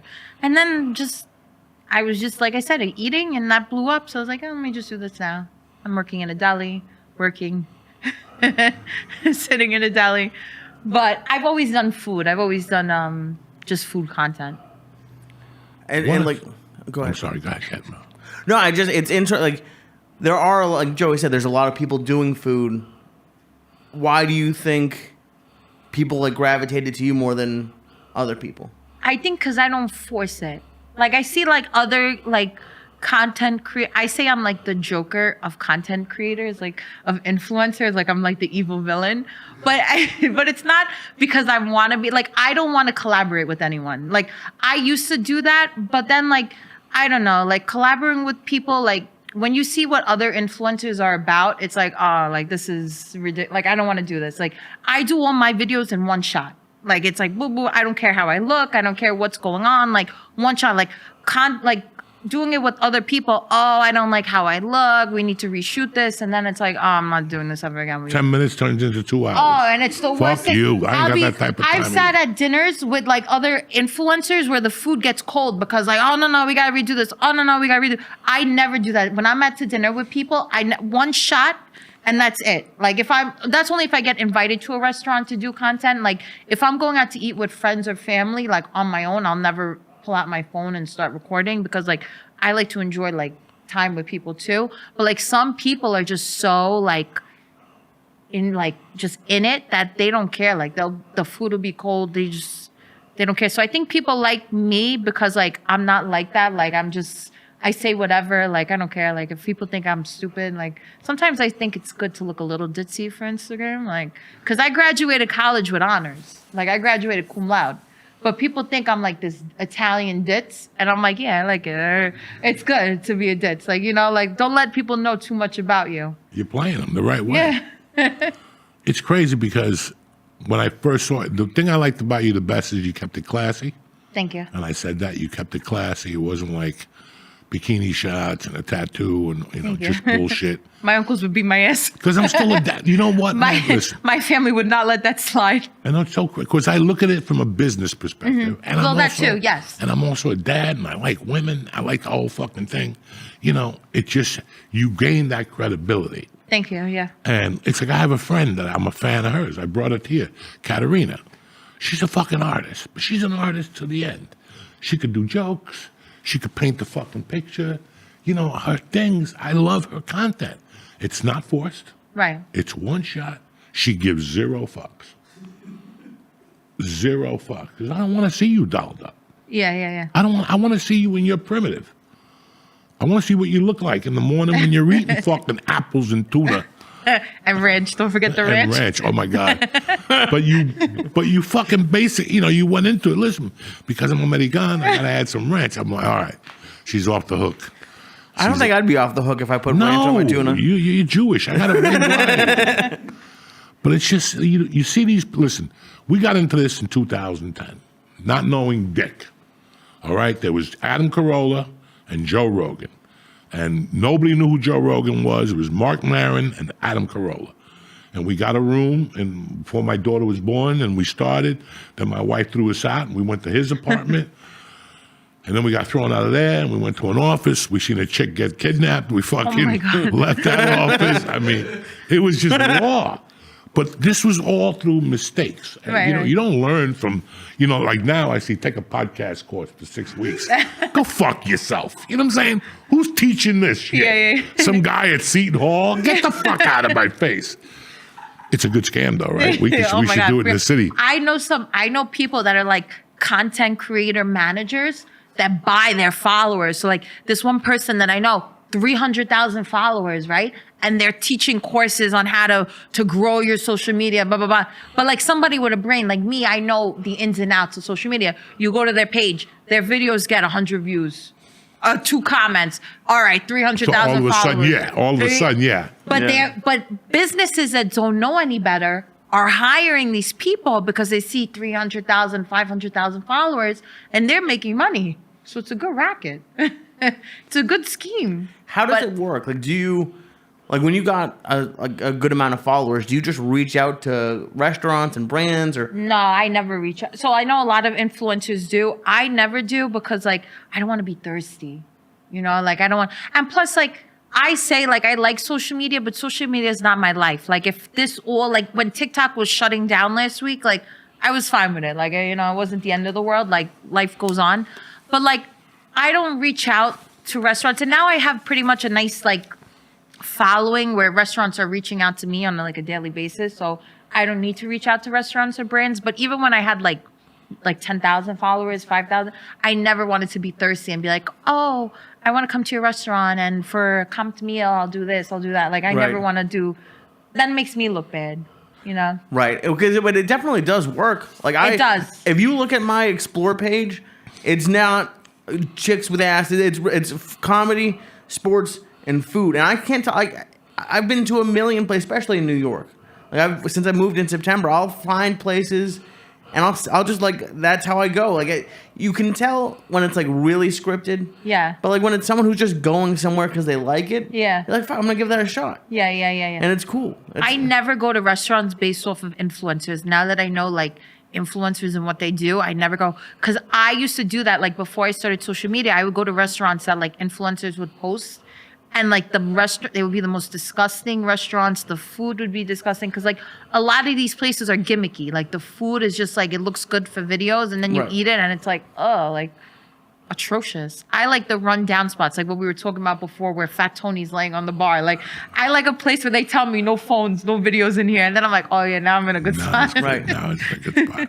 Well, it's interesting what you said, because I actually read an article a couple of years ago. Like, this restaurant owner in New York looked through his security cameras because he was getting a lot of bad reviews, and he's like, what's going on? And I forget the number, but he's like, people are taking forever before their meal to take pictures of it, do all that, and then the food gets cold, and then like everything gets messed up. So he like banned phone. I forget what it was in the New York Times, but it's interesting how like that's like ruining some restaurants now. Yeah, it's annoying. Even though I do it, but like I said, I do it 1, 2, 3. Like, as soon as the food comes out, I do it. And I have friends that aren't influencers that I've been out to dinner with them, and they're annoying as hell. Like, oh man, no, we gotta get the right shot. Oh no, move your hand. Oh no, put your bracelet like this. And it's like, oh my god, please let me drink my drink before I friggin' go nuts in here. And it's like, it's annoying. And you see every other table with the flash, blah blah blah. That's why, like, when I go to restaurants to do videos, I go as soon as they open. And like a lot of times people will be like, oh, the restaurant's empty. Or I'll go like an hour before they open, because one, I never get people in my videos, like people that are just sitting to eat. Like, I see like that all the time. And it's like, if that was me and I'm in somebody's video and I didn't know and I'm just out to dinner, I'd be so mad. So like, I always go before a restaurant opens or when they first open. So it looks empty, but it's not empty because they have no business. It's empty because nobody's there yet. I'm there before. That way I don't annoy people that are actually there to eat. Like, I can actually just do what I got to do without being a pain in the ass, because I hate pains in the ass. It's just crazy that I love eating and I love food and I love going to different places, but I don't like cheating. Like, once I'm in a restaurant, I'm in a fucking restaurant. Like, once I feel like I'm family in that restaurant. Oh my God, me too. I'm the same way. I can't cheat. I don't want to cheat. I'm the same. Nothing bothers me more than we're in a restaurant and you're like, I love the chicken parm, and he's like, I love the manigot, and all of a sudden some fucking knucklehead at the table says, well, it's not as good as this and that. Yeah. You don't understand. Like, I don't want to fucking hear your fucking mouth. Like, I don't want to hear your fucking mouth about what's better or what's saucier. I don't want to hear your fucking mouth. We're here right now. Yeah. And that's all that fucking matters. Yeah. Because that's the thing that bothers. Any restaurant you go to, there's always that one fucking lunatic. Well, no, it doesn't. We've been coming here for 12 fucking years. What are you fucking talking about? Like, it infuriates me. When I like a restaurant, I like a restaurant. Yeah. You know, I grew up at this restaurant, a Chinese joint by here. Dog, you know how many times I got arrested and cops told me, I would say like something about Chan's and they would go, we did a stakeout in there one. Fucking rats were moving the walls. That's how big they were. Did I not go there the next day? I went there the next day. You know, because I've been going there for 20 years. And when it was over, it was over. Like when it was over, it was over. It's not going to come back. Nobody's going to put it together again. Right. It's time to find a new place. That's the problem I have. We live in a fucking, what, if we really look at the numbers, 65% Italian restaurant dominated areas between Louis Pizza, Nick's Pizza, Domino's Pizza. Think about how much fucking pizza. Now think about Italian food. So I like chicken franchise Yeah. with a little side of pasta or something like that. I could go and get it at Rudy's, which I really like, or at Osteria, which is fucking great too. But I know some dickhead's gonna go, oh, you have to go to Zombo in Brooklyn. You know, I don't want to hear your fucking mouth. You know what I'm saying? There's Yeah. So for me, when I fall in love with a restaurant, I can't cheat no more. Yeah, I like shit from this restaurant. Yeah. Like I used to go by me and Marlboro. There's two restaurants. One's more towards the seafood thing, but it's too Brooklyn-y. You know, Thursday night, it's all these divorced women. Oh, I hate restaurants like that. I know exactly what you're And they got the DJ. I'm in Long Island. Long Island is the mecca for those restaurants. and the Are you kidding me? Thursday night and Saturday nights at some of these restaurants. There's a restaurant that I really like on Saturdays. They have that, and it's like I can't even go there because it's like the DJ's going, and it's like you have all these like middle-aged people that are like acting like they're 20 Savages. years old, like animals. And like, Savages. me and my friends who are in our 20s will be sitting at the table looking at these older people, 60 years old, acting like animals, and we're like, oh my god, like these people are freaking crazy. We went to one on mushrooms, and they were having like 3 birthday parties, and they had like the sparklers going off and going to the table at like 7 o'clock. It was still kind of light out. 22 sparklers. And everybody was saying it was gay. Like the little waiter, they used the same gay waiter. Happy birthday. And I'm losing my fucking mind. And you see these, listen, I love women. I love women, all shapes, all sizes. When a woman's 50 and she's dolled up and she don't give a fuck about her little stomach hanging out, that's the sexiest thing in the world.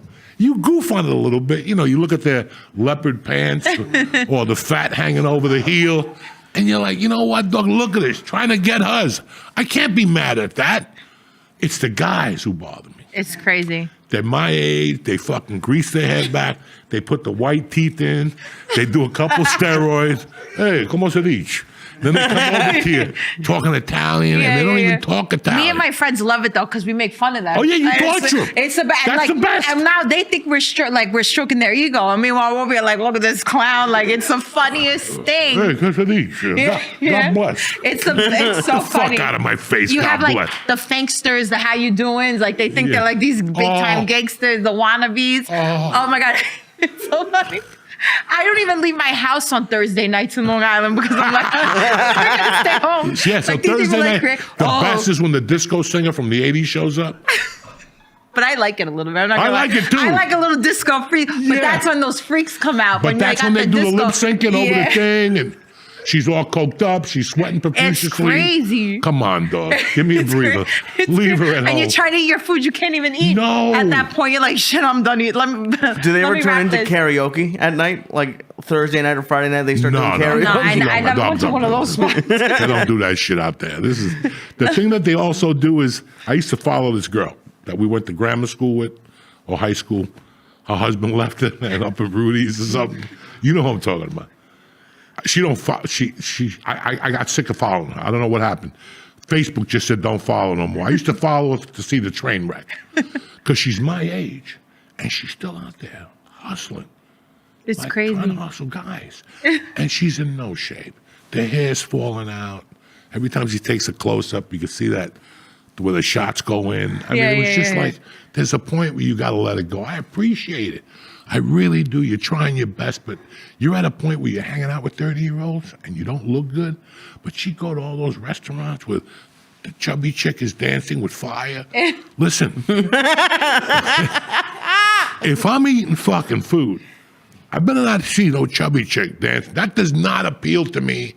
Or DJ Mario on a Saturday night or a Thursday night, and I'm trying to talk to you. You can't go out. I You can't. cannot. And then like the best part is like you have like these older people at these restaurants and they'll be looking at my friends like they'll try to like, you know, like try to like show us like who's the boss, and like these women will be looking at me and my friends like, and we'll be like, do what you gotta do. Like, we're not here to take your men. Like, we're just here to eat and just like, cause they think like it's a competition. Like, we'll be in the corner and they'll be like, and I'll be like,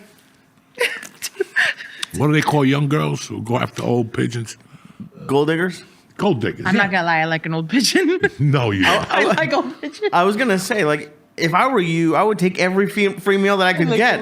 Well, I don't need an old pigeon for a free meal at this point. Because the restaurants reach out to me. Oh, they must be pissed. I don't need the old That's the only thing the guys had. I like the old pigeons because I like the old pigeons. But you know what it is? You know, because my mom, she always says it to me too. Like, my mom says, like, you hang out with these old men, but they're not old. But I like the old school way of life, but I'm not talking about like these fanksters and wannabes that hang out at these places Thursday. I just like the stories that you were telling and like that old school, like people my age now, they don't have that like old, No. they don't, it's not the same. So They it's don't like, believe us. it's They like, don't. That never happened. Okay, it didn't happen. I have more fun talking to somebody who's older than me than somebody my age. I'll talk to somebody my age and I'll be like, all right. But like talking to somebody older, and then they're not a weirdo and they're not trying to put on a show and they're not trying to be a creep. That's what I like. And I like to hear like their stories about how life was with the Italian neighborhoods and this, that. It's funny to me. But I do like, I'm not gonna lie, I like old pigeons. You know, man, and it's weird because, like I told you, I like talking to women. I like chit-chatting. I like breaking their balls. I like that I'm married because it helps out a lot. Like it just helps out a lot. You get out of a mess real fucking quick. I gotta go. My wife's calling me. You know what I'm saying? Like this ain't working. If they're crazy or whatever, not that you're on the hunt or nothing. But you like to go out. I'm a comedian, man. Yeah. And people fucking say shit to you, and women say shit to you. You gotta talk to them. But I look at them and I look at them like a kid. Like, yeah, it would be fun, but not really. Don't talk too much because if I have my old pigeon watching this, he's gonna be like, I know. Don't say too I was much. reading a book today. When I went to the hospital, I started this book. I like to reread books every 2 years. And I was reading a book about Jose Battle. This motherfucker was 72 in the hospital. And the feds finally came in one day and were like, he goes for dialysis twice a week. But on Thursdays, it takes him an hour longer. He was fucking his 24-year-old wife. That's crazy. He posed her as a nurse. And she would... I was like, at 72... That's extreme. Listen. That's a little extreme. I'm 62 next month. And I don't want to show my balls to anybody. Like, I don't care what you're selling. You know, we can do anything else, but I don't want to show you my dick or my balls or my fungi toenail because I know it's going to fuck a woman up for the rest of her life. Even if she gets out of the old man craze and she marries a guy her age, you know, it's going to come out one day. Why are you making my tie? I used to date a guy that was 80. You know what I'm saying? Yeah, but I wasn't going for 80-year-olds. I'm No. talking about like 50. 50s, yeah. 50, okay. No, and I can see it because you're very mature. Like Thank this you. conversation with us today, I've learned more about social media than I thought I did just talking to you. And now, like, I want to ask you something. To ask me. Again, none of my business. Ask I'm going me, to go ask me. fuck myself. I noticed something. Like, I go to a boxing gym, and there's two girls like you there.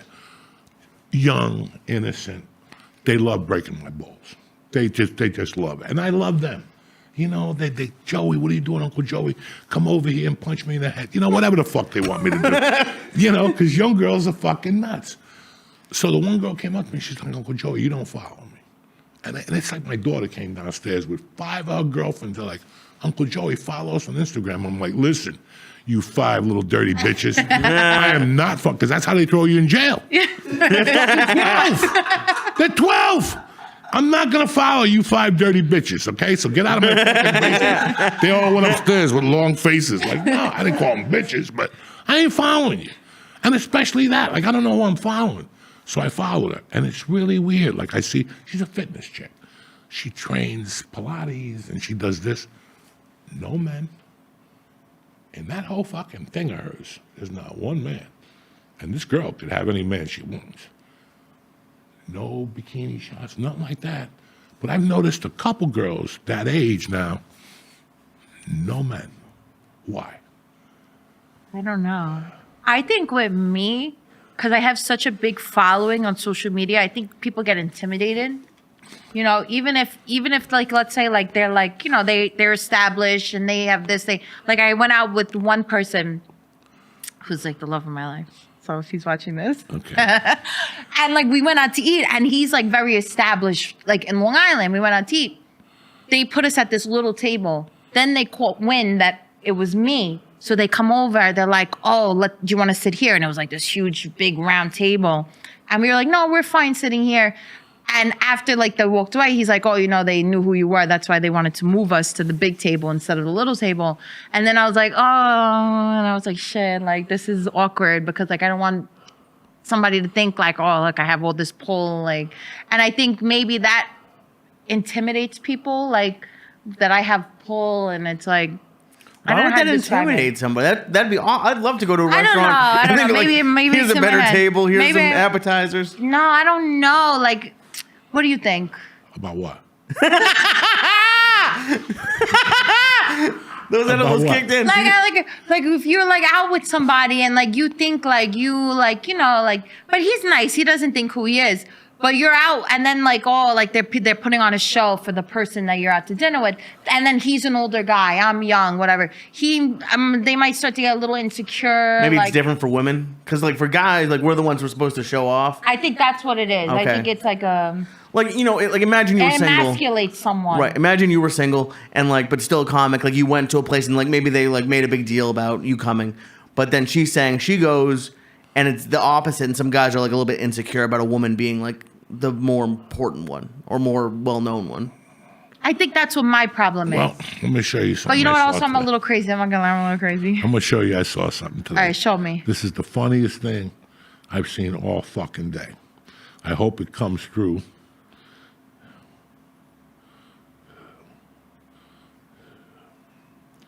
I saw this, and I fucking died this morning. It was fucking Ali Wong. Okay. You know Ali Wong is a Chinese comic who is fucking nuts, and I love it at all my heart.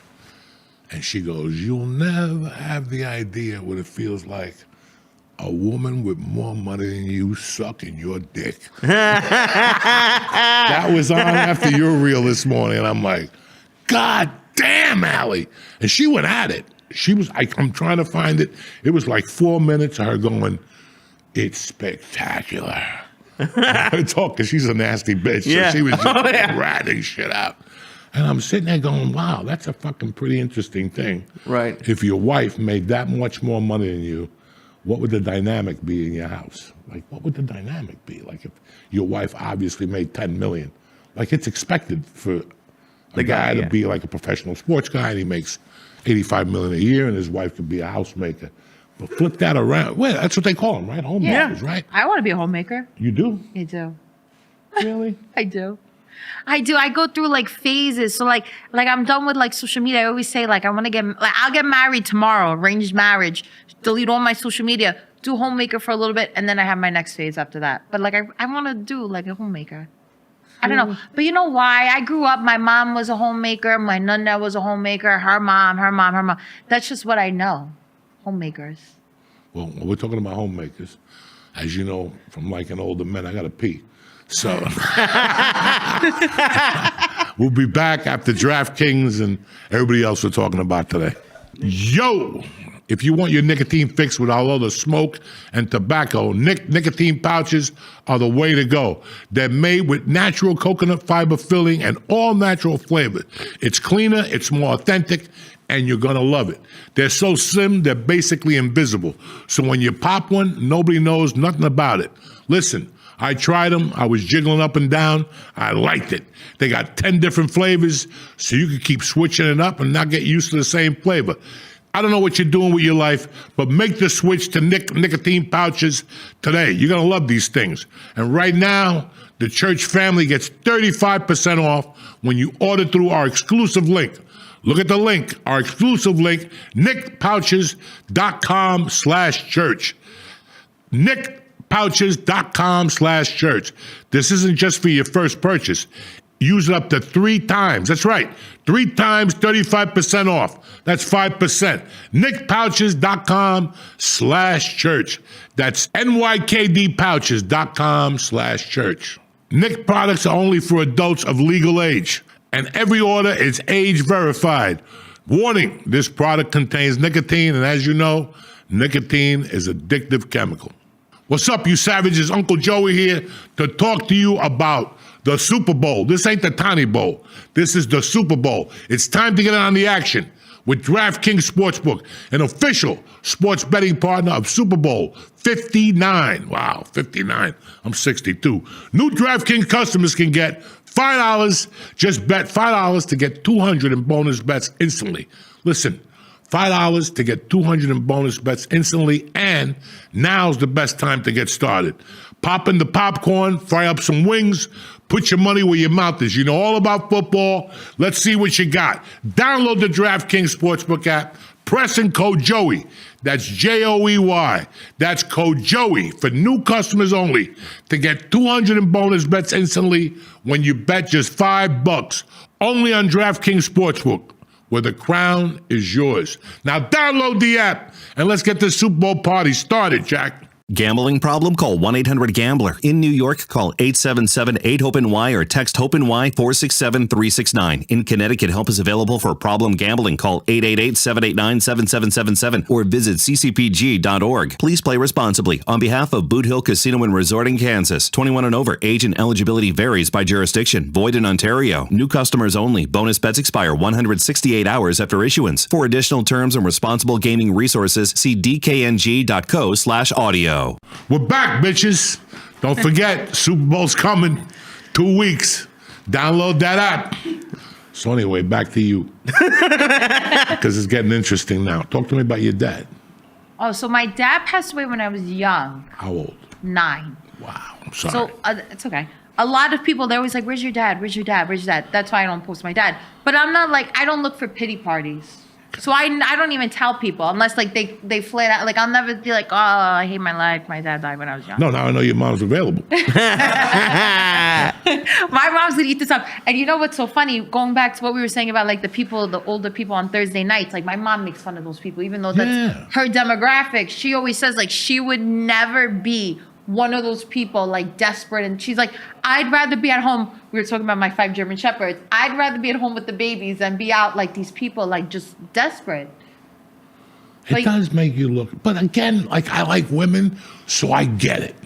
Like the first time I moved back to Jersey, I went out on a Thursday night, and I saw 8 women, all of them 200 plus pounds, seductive clothing on, and I'm like, what? And I go, stop, Joey. Stop. Look at them. They're fucking beautiful. God bless them. What am I going to do? God bless them. They're not your type, and maybe you're not their fucking type, but at least they're out there slinging. You know, a lot of these freaks, not to cut you off, freaks. They're swingers. Okay. So there's one. What do you mean swingers? Like there's swingers. Like there's a restaurant that we were at, me and my friends, and we got word that like, oh, don't look at these people. Like it was an older couple. Don't look at them because they're swingers. They a lot of these older people that look like disgusting but all seductive. They're looking for other older people to bring home. That's like Long Island. Long Island is a crazy place. Sounds like married couples will fuck each other. Wow, you've never heard of that term, swinger? No, I understand. But it's funny that you said that because I've never seen that shit. But me either, Joey, guess me what? either. At the place I go to, there's a couple. And they're always up to something no yes. good. Always up to What's up to something? Every time I go to this restaurant on a Saturday night, there's a couple there looking to pick people up, and I'm like, oh my God, these people are sick. And they say, don't look their way. Do not look their way. Something ain't And right then with these They'll try to people. like inch over a little bit, and it's like, I'm looking at you because you're a friggin' freak, like freak in a weird way, not like a freak that I want to join you guys. Like, but Long Island, it's a freaky place. Thursday and Saturday nights, Long Island, no matter what restaurant. If a restaurant has a DJ in Long Island on a Thursday or Saturday night, do not go. Because it's a freaky spot. The one place is really like big money by me. And there's a woman at the gym saying, she told me, she goes, those women have sex in the bathroom. On Thursday, and they drive up in fucking Lexuses and Yeah, Mercedes. it's sick. They're banging in the bathrooms at those restaurants, dog. Yeah, it's sick. And the one place where I go to, the girl, the waitress we were talking one night, she goes, I hate Thursday nights here. She goes, you gotta look at the women's bathroom. It's disgusting. She goes, the men's bathroom is okay. The women's bathroom look like a fucking bomb hits it in there. Puke and fucking stockings ripped and shit. It's crazy. It's crazy. It's really crazy. How like are you? Do you have a lot of friends your age who are more like you, or are a lot of your friends like the party type? No, I have no friends that are the party type. All my friends are like me. They're like that OG, like old school ways that they have like the same kind of families that they were brought up. Like, so they're not, I don't have friends that are like, let's go to the club. Like, you'll never find me in a club.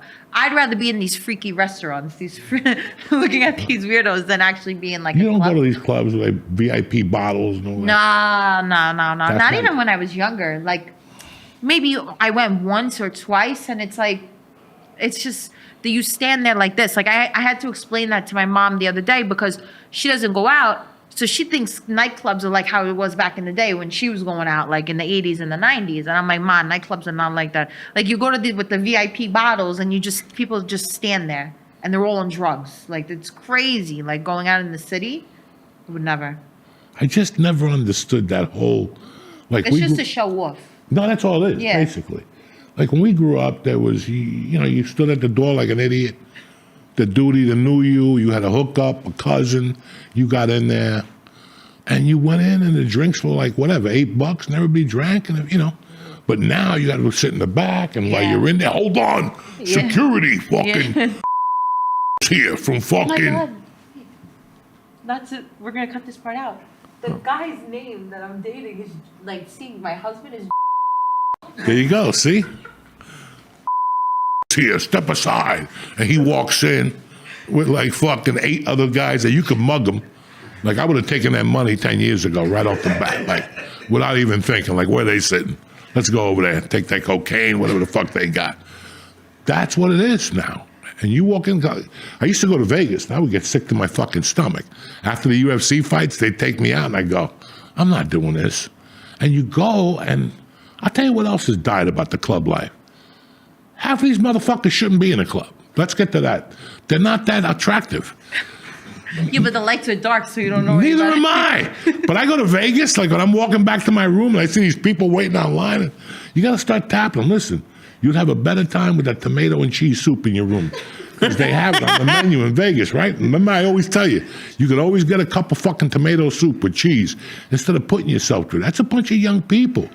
Like, listen, when I was fucking 19, if there was a guy in a bar that was 27 talking to my friends, the girls I was with, I would have a fucking heart attack.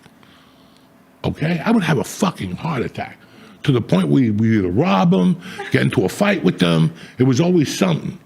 So as I was getting older, I always thought the same way. Like, Joey, you're just too fucking old to be there. You're just too old to be there. Like, even in my last 10 years of doing drugs, I was not out. I would get that package and run home by myself. Lock my eyes, and my wife would be knocking. What's going on in there? Nothing. I'm fixing the toilet. Whatever the fuck. I didn't like it. I did not like it. And now, like, I find myself going out one night a week to a bar. I don't drink. I go, I eat mushrooms. And I sit there and I fucking giggle. And that's the last thing I was going to tell you that. Last time I went out, I bumped into swingers. I didn't know there were swingers till I gave them the mushrooms. And the chick goes, why don't you eat some too? and me, you, and my boyfriend go back to my place. And I'm like, That's sick. she's hotter than fuck. She's an Arab chick. I was like, nah, sick. I'm out of that shit. Well, like, Nah, what must you, nah. not to get back to social media, but like, I would love to like see what your DMs are like. Oh my god, my DMs are Oh crazy. my God. Because they must My just DMs be. some of the DMs I blocked. If they're like really perverted, because I get real perverted one, I block them because but like some of them are just desperate or they're funny, like whatever, like oh, blah, blah. But like real perverted, disgusting ones, blocked. I don't want you on my page. Like even comments I get, like I'm like these people are commenting this disgusting, perverted stuff on my videos, and like you see their picture, they have their names. Like you're not embarrassed, like somebody seeing you Right. say that. But I delete it and I block it. I'm like, this is disgusting. Is there a world where a guy would? I'm not obviously a dick pic crossing a line, but like if a guy was like hitting you up like, oh, you're so pretty, let me take. Could that ever work? I don't think that. I can't imagine that ever working. On some people, yes. I don't meet people off social media. Okay. So for me, no. No matter, it could be, he could be a billionaire. You know, I like to people. Maybe not a billionaire. Maybe I would. I don't blame you. Maybe I would go. But I like to meet people organically, even though I don't even leave the house. I just leave on Thursday and Saturday nights. So I don't want to meet those people either. But I don't, even if they could be a nice person, I look through their pictures, they could be attractive. Would I answer? Maybe I'd say thank you. Probably not even thank you. I would in my head say thank you, but I would never. That's all they get. They I get a would double never tap. meet somebody off social media. I don't know. It's just a weird. I don't want to get married to someone and then be like, oh, well, we met off social media. Like that's, it's crazy. Do you ever do any of like the dating apps?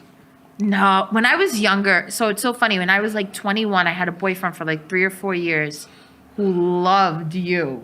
And like he would always be watching your podcast, like, oh, Joey Diaz, watch Joey Diaz. So he's gonna see this.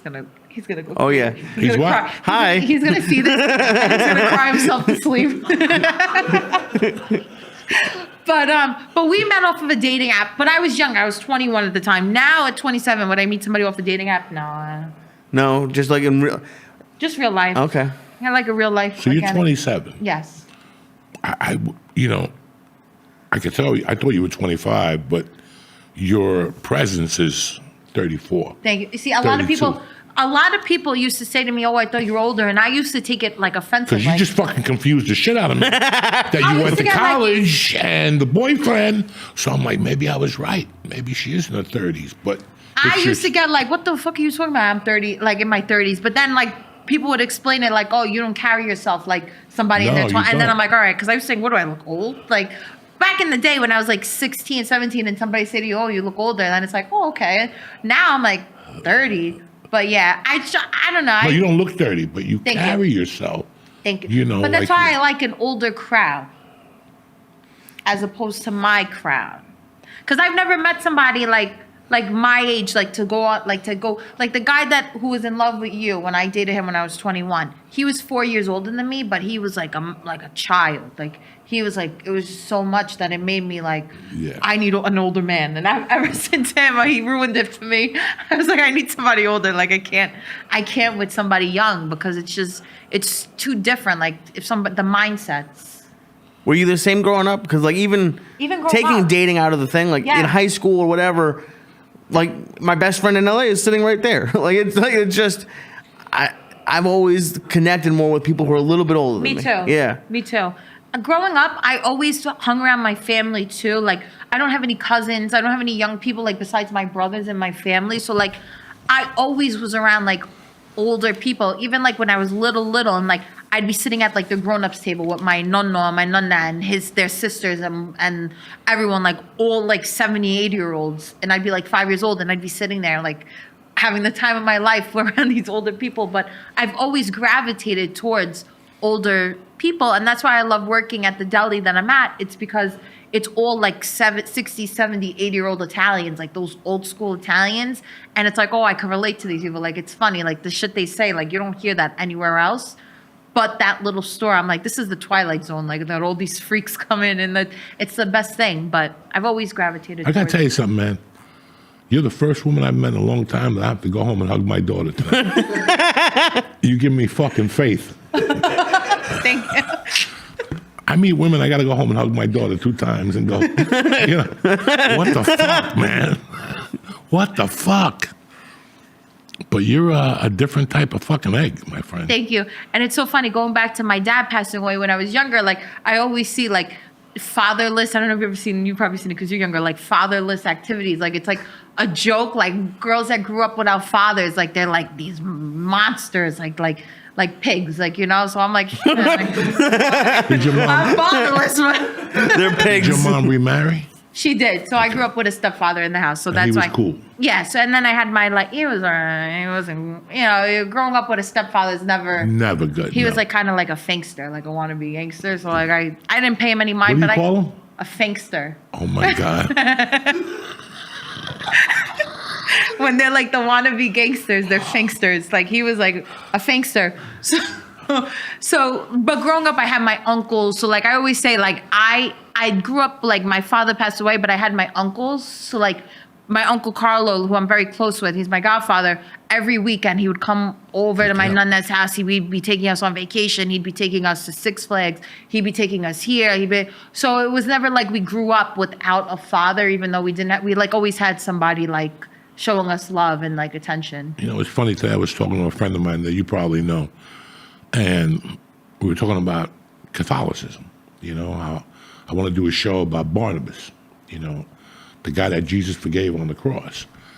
And we want to talk about St. Michael and fucking all these fucking religious Mary Magdalene. We're all gonna put them together. I forgot what I was gonna fucking tell you. I can't be smoking pot. Catholicism, no. But You wanted to show about I was Barnabas. trying to talk more about old school, like how we were raised. Like I had a godfather who my father died when I was 3. My godfather was there every fucking Saturday. Yeah, that's And we'd walk from 88th Street to 42nd Street, and he'd take me to one of those fucking kid movies.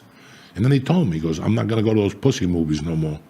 He took me to see the world's greatest athlete, I'll never forget, and The Love Bug. And he's like, I can't tolerate these things. If you want me to take you to the movies, I got to take you to big boy movies. And for the next 3 years, he took me to see every fucking movie, never porn on 42nd Street, just, people getting shot, naked Clint Eastwood titties, movies. shit like that, And you forget that. Like a godfather, what a godfather's job is. Yeah. People, like my daughter's godfather, we haven't talked in 2 fucking years, and he hasn't sent a card. Yeah. God knows. It's like so weird how the godfather thing has disappeared from this country. Like when I was a kid, my godmother and my godfather were divorced. I wasn't allowed to see my godmother. My mother would send me down to Miami. She was fucking gorgeous. And she would fucking cook for me and give me clothes all week. Oh, wow. That was a godmother and a Yeah. godfather, Now, all those not the things same. have disappeared. Now it's just a name. They just name godfathers and godmothers just because. I just don't It's not the understand same, where yeah. all these things, like when in the last 30 years. That's why I was so, like, I wanted to meet you because you brought it back to me. Like just the people yelling on the streets. There's a place that just opened by my house, Fayella's. And people were pissed. They're like, why would Fayella's open if Lavotti's is around the corner? Lavotti's like a big chain. And I went into Fayella's and I'm like, I get it. Because I could talk to the butcher. Because I could talk to this woman about Yeah. the rice pudding. I could talk. He's going to bring me chocolate bread from Staten Yeah. Island. I love that shit. And that's what we're missing again. Yes. Now it's my favorite place. Friday, I was home from the hospital. I went out to get the mail. He left me a fucking meatball sandwich with rice pudding. that's so nice. You understand me? Yeah, they don't have places like That that. shit has disappeared. Mm-hmm. I mean, you went to one because my brother George goes to a meatball place. What's the name of it? What, Cuomo's Deli? No. Oh, well, Cuomo's over here with Special too. I don't think I went to that one. Well, it's a I went to meatball. Cuomo's. Cuomo, you went. Yeah. He said a couple days later he went to Cuomo's, like that deli. Yeah. Like it fucking. I'm Cuban. And they're Cubans over there. Not the guy, not the owner, but all the workers over there are Cuban. Yeah. I'm Cuban. But nothing pisses me off when a motherfucker walks into Jersey Mike's. Because somebody's grandmother came over on a boat Yeah. to make Coca-Cola sandwiches. And here you are going to Jersey Mike's. Like, where's the fucking tradition?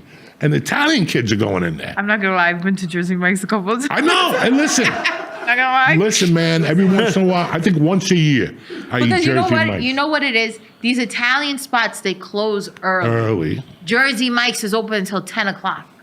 So sometimes at 8 But you know o'clock, I what? got a Then hankering. fucking wait. Then fucking wait, okay? If you can't have it from the man himself, then fucking wait. Sometimes you get a hangering for some gabagool at 9 o'clock at night. It's not the same, but Well, because I was thinking about when you were asking me some of your rules. I want to get your opinion on this. If you went to like the deli that you work at and someone ordered a turkey sandwich, we don't even have turkey. What the fuck? Okay. We went to there was this place, what was the name of the restaurant? That everybody talked about in Van Nuys, wherever the fuck in California. The Dominic, Steve loved it. oh, Vicente's, whatever the fuck it something was. like that. All right, I went up there one day. It was okay, you know. They spoke. I don't even know if they spoke it. What was the name of it? You remember the one that Steve Simone on No, Ventura Boulevard? I remember the pizza place, the pizza from Brooklyn, Right. but that's not the place you're talking That about. place sucked dick too. But the deli, like they were. Like, Oh yeah, I do remember the remember, deli. there was two of them. There was that one and Piccolo's in Burbank. Right. Piccolo's, just if Italians are out there, burn it. That place, the food was beyond bad. The meatballs were beyond bad.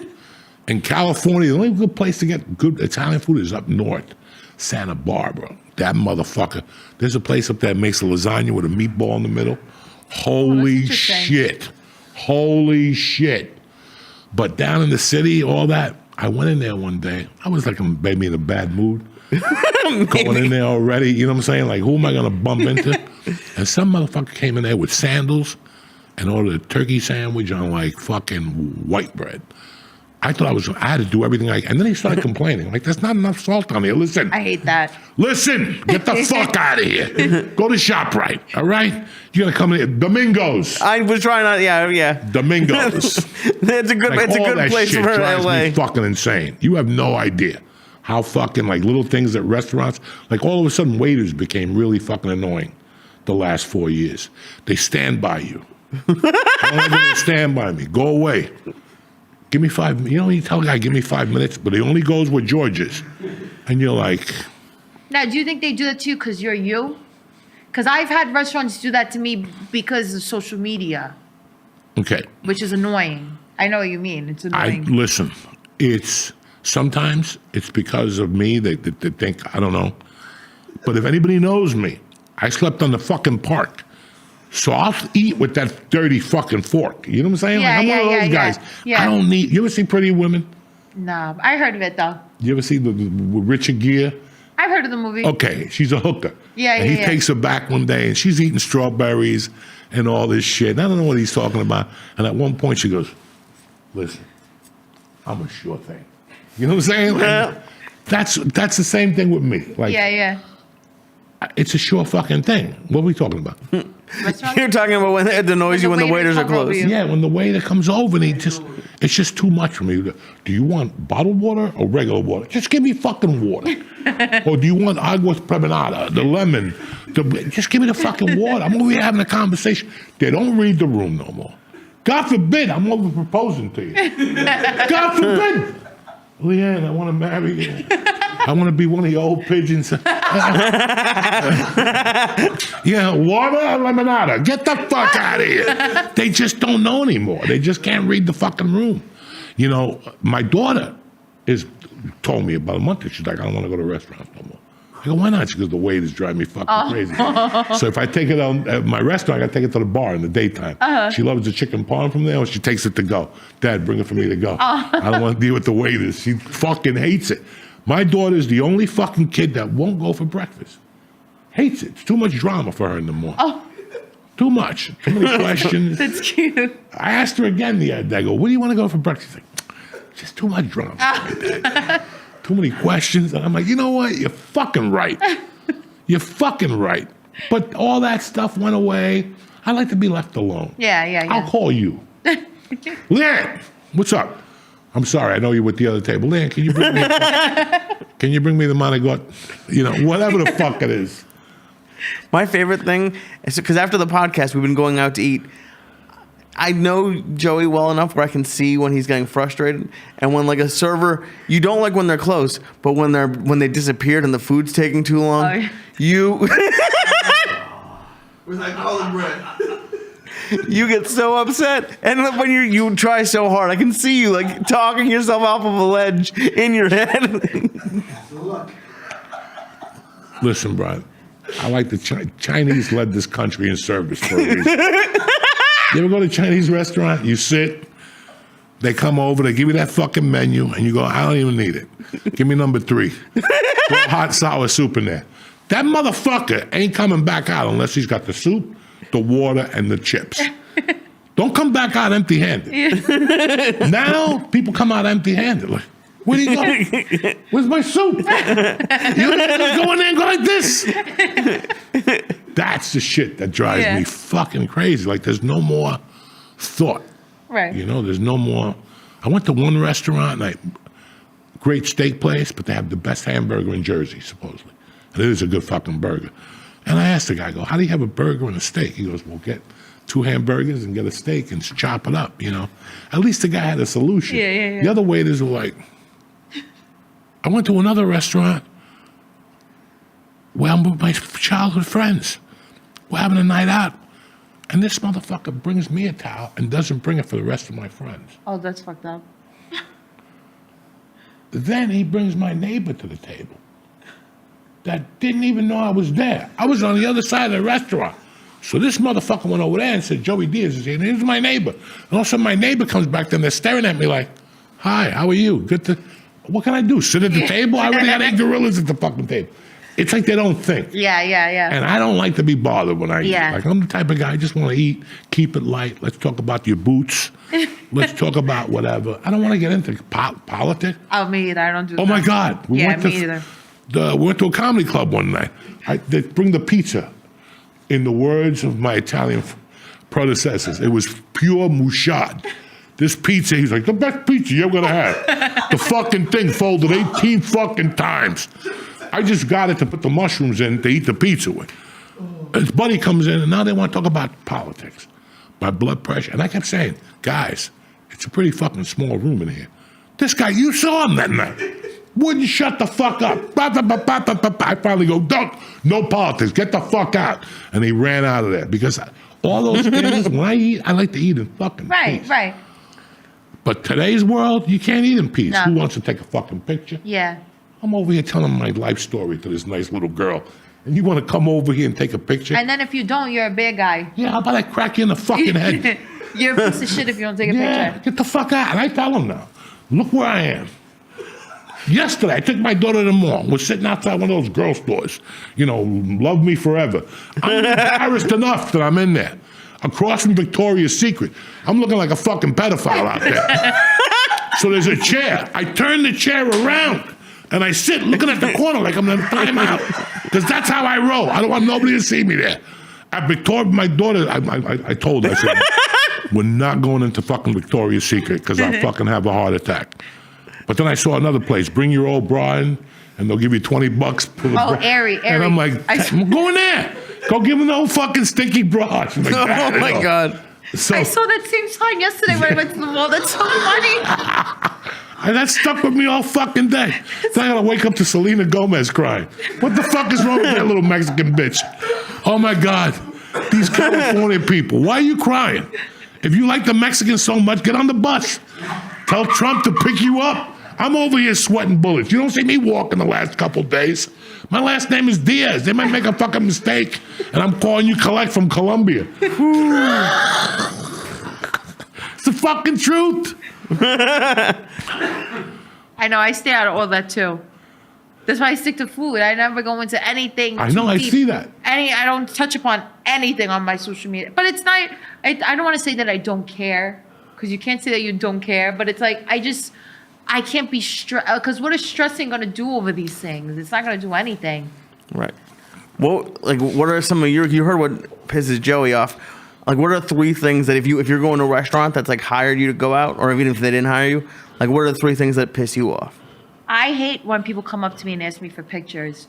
And so like now I'll take pictures with women. I don't take pictures with men because men are creepy. You know, some they was taking pictures. Like one time I had a guy come into the deli, and I already enforced this policy where I don't take pictures with men. He goes, "Can we take a picture?" I was like, "No, I'm sorry." He's like, "Come on, I want to make my Sicilian wife mad." Well, so you're gonna use me to make your wife jealous? So then she's gonna hate me for no reason. I didn't do anything, but you want to like. So I don't take pictures with men. I was at a feast over the summer in Brooklyn, and I was around like all other content creators, and there was like these guys. They're a little bit older than me, like maybe like 10, 15 years, like early 40s. We're having a conversation. I've always like have been friendly with them. This kid comes up to me, and he was like 20 years old. He was with his mother. It was a boy, a man. He was 20 years old. He's like, "Can I take a picture with you?" Now I'm like with my I just didn't feel like taking pictures. I was like, "No, I'm sorry." Like it was fine. Like I didn't want to take a picture. I saw these motherfuckers the next week are on a podcast with somebody else that I know talking about, these influencers, they let it get to their head. Remember where you came from. We were at a feast and one of them said no to this child and his mother. And I'm watching this and we're thinking we're friends. And I'm like, these motherfuckers are talking shit about me. And then the other guy, I saw it with my own eyes. Can you believe how these people are to their fans? And they're talking to other people I know. I called the other people I know. I'm like, these motherfuckers, they're saying X, Y, and Z about me. Now, the other people they were talking to, they know me. So they're like, I can't believe they were saying that. So then I unfollowed them. Like, I didn't want problems. I unfollowed them. Not too long, this was over the summer, not too long ago, he messages me, "Hi, Liana, why did you unfollow me? I thought we were cool. I thought we were friends." I said, excuse me. I said, "I saw that podcast and I didn't appreciate that you were talking about me. Even though you didn't name me in name, you guys, after I had walked away, were talking shit. Oh, can you believe she said no?" Like, if I don't want to take a picture with somebody, what the fuck? I don't want to take a picture with them. Like, it's like, I got to take pictures with people. I came to the point where it was starting to bother me when I did comedy. So I stopped doing comedy. That's how much it got to me. Yeah. And especially when I moved back here. Because when I was growing up, there's no cameras allowed. Yeah. I don't know what you're doing with that camera. There's cocaine, there's naked people here. Yeah. Put that camera away, or we're going to break it on you. We're going to ask you one time. Right. And that's how I was raised. That's why when I put the book out a couple of years ago, people were like, "You have no pictures," because we weren't allowed cameras. Right. We don't like these fucking cameras. Right. When I did the documentary, what did I say to you? Keep that camera low. Yeah. And what happened on Charles Court? A guy told us to put the camera away. Put the camera. We don't come from that society, so put the fucking camera away. But I do think, because like it's different with comics, because I think a lot of comics take pictures after the show, and I've seen you take that. No. And I think that's the time point. and the place. Exactly my point. To take a fucking picture. Right. But and not during the show. Not during the show. Like, I can't go to see you perform, because if you're singing and I come, 3 motherfuckers are gonna go, "Can we take a picture?" That's disrespectful to Leanne. Right. That's disrespectful. After the show, when you're supposed to take pictures. No, it's fucking her night tonight. Right. Yeah. That's disrespectful. So get the fuck out of here with the camera. There's so many situations where I love people. And I love women, and I love men. I don't mind taking a picture, but there's a time and a fucking place for it. Right. Friday night. I was in the hospital last Friday night. Not this past Friday. The one before, so I said, you know what? I'm just going to go for a ride Friday night. I went, I picked up my drunk brother. I dropped him off, listened to his bullshit for fucking about the 10 families and the mob, the fish company. I know. I dropped him off. And I stopped by my place. Now it's dead, and I'm fucking happy. It's dead. Now I just got out of hospital. I don't drink, but I like their pistachio martini. Is fucking badass in there. I didn't get it. I just got a water, and I was talking to the owner's wife. There's 2 people over here, 2 people. It's a bar that goes circular. 2 here, 2 here, 2 here, 2 here. But there's seats in between us. The place ain't packed. I'm sitting there, and I see a black dude and a white dude walk in. I'm like, fucking ICE is here.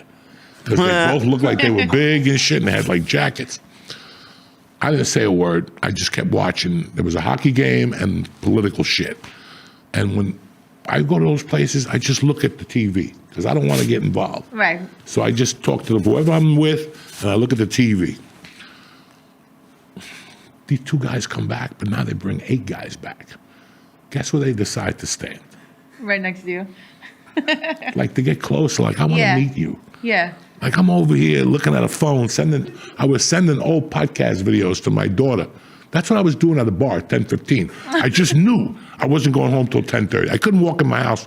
My wife was, "What happened to your night?" Nothing. I just couldn't walk in there. I walked. I said, I'm going to wait till 10:30. I got up because they kept getting closer and louder and louder Yeah. and trying to get me into the conversation. Yeah. I've had that happen too. Yeah, it's And you're crazy. no Dane. You're never going to get me into your You can light yourself on fucking fire. You can light yourself on fucking fire, and I will not get involved. If I don't know you, and finally the owner turned around. She goes, "Guy." After 3 people walked down, they kept telling you, "Guys, can you move?" The owner finally turned around, "Guys, the place is fucking, like fucking," and they were all in their 40s. They're not like steroid yeah. dudes or nothing. And I'm like, and that's what happens every time I go out. It's annoying. And some nights I take my wife, and hey, can I take a picture? Yeah. Doug, when I grew up, if a guy's telling his life story to any woman, whether she's 6 or 60, you keep fucking walking. You don't say nothing Yeah, to that right. man. He's talking to a woman. And the same goes on. If I know you out, I see you talking to some old bird. You think I'm gonna come up to you? Hey, no. I just look at you, you give me a wink, and we just go our separate fucking things, But no, and people have no idea that when you take a picture, you're gonna get everybody else started. Right. Yeah. Now people who don't even know you are gonna come over and let's take a picture. So guess what happened? 20 minutes of your night, 20 minutes that you were gonna spend with Nona and your mother talking, just went out the window. But people don't realize that because they say their rationale even for you. Oh, but you do this. You chose this, so you got to do it. It's like I'm No. a real person. I I'm don't a gotta human do being. I'm the same way. I won't I'm do dick. the same Touch way. me. If I don't want to do it, I'm not gonna do it. I'm the same way. Thanksgiving night, we did a show somewhere, did we not? We did a Parks in Philly. I went to my bar. Place is packed. I walked in, I'm in the corner, mushrooms are on fire. I'm in the mood to talk to nobody. I'm looking straight ahead of an NBA game. I don't even know who's playing. And sure enough, a fucking 12 guys came over from the ages of 25 to 30. I'm like, Men are worse than women And I'm like, when it comes guys, to that. it's Friday night. I suggest you go get some pussy. They looked at me like I called them a fucking. They looked at me like pussy. What's that? The bar's filled with pussy, and you guys want to take a picture with a 60-year-old fat fucking felon. Get your fucking priorities together. Get the fuck out. Thank you, sir. And they walked away pissed. I don't got time for that. Yeah. Because at that age, I'd be mugging that celebrity. Anybody who knows me, I saw Richard Gere out one night. I almost killed that motherfucker. Because when we were young, every woman wanted to be a Richard Gere. How would you feel if any time you want to be with a man, they go, "Oh, I want to be with Isabella." And you're like, "Fuck Isabella, that dirty bitch." It's Now, so true. when did the jewelry line come up? Because you're involved in a couple different things. Oh my God. So the jewelry I do, so it's so funny. The girl that I do it with, she's like a social media. She's the best. I love her. I've known her since I first got started. Like she's like the one who taught me oh, you need to monetize this. You need to make it a business. Because I was just doing it for fun. I wasn't doing it to be famous or to make money. She's always been from the beginning, the nicest girl. And I'm the worst. I decline or I won't answer 95% of the things I get invited to. It's because I just like to live in my own bubble. And I like to do social media from my house. And that's it. I don't want to go outside my bubble. So there's so many things that I could go to. And everybody that knows me personally gets so mad at me because I decline big things. But I'm oh, I don't want to do it. Unless I really want to do it this, I really wanted to do. So this I came to do. But she, in the beginning when I was really in that, I just wouldn't answer, she never would stop. Oh, you go do this, go do that, go do this. Trying to help me and make this into a business for me. So I appreciate that. And then she has this really nice jewelry line. So she's you want to do a collaboration with it? I was yeah, sure. Fuck it. Let's do it. We'll split the proceeds. So now we have that jewelry line and it's really fun. She would hire a photographer to come. We would take pictures. It was a lot of fun to do something like that. I like to work with nice people. I won't just work with anybody because if I put my name behind something, I like to actually like the people that I'm working with. The same thing with restaurants.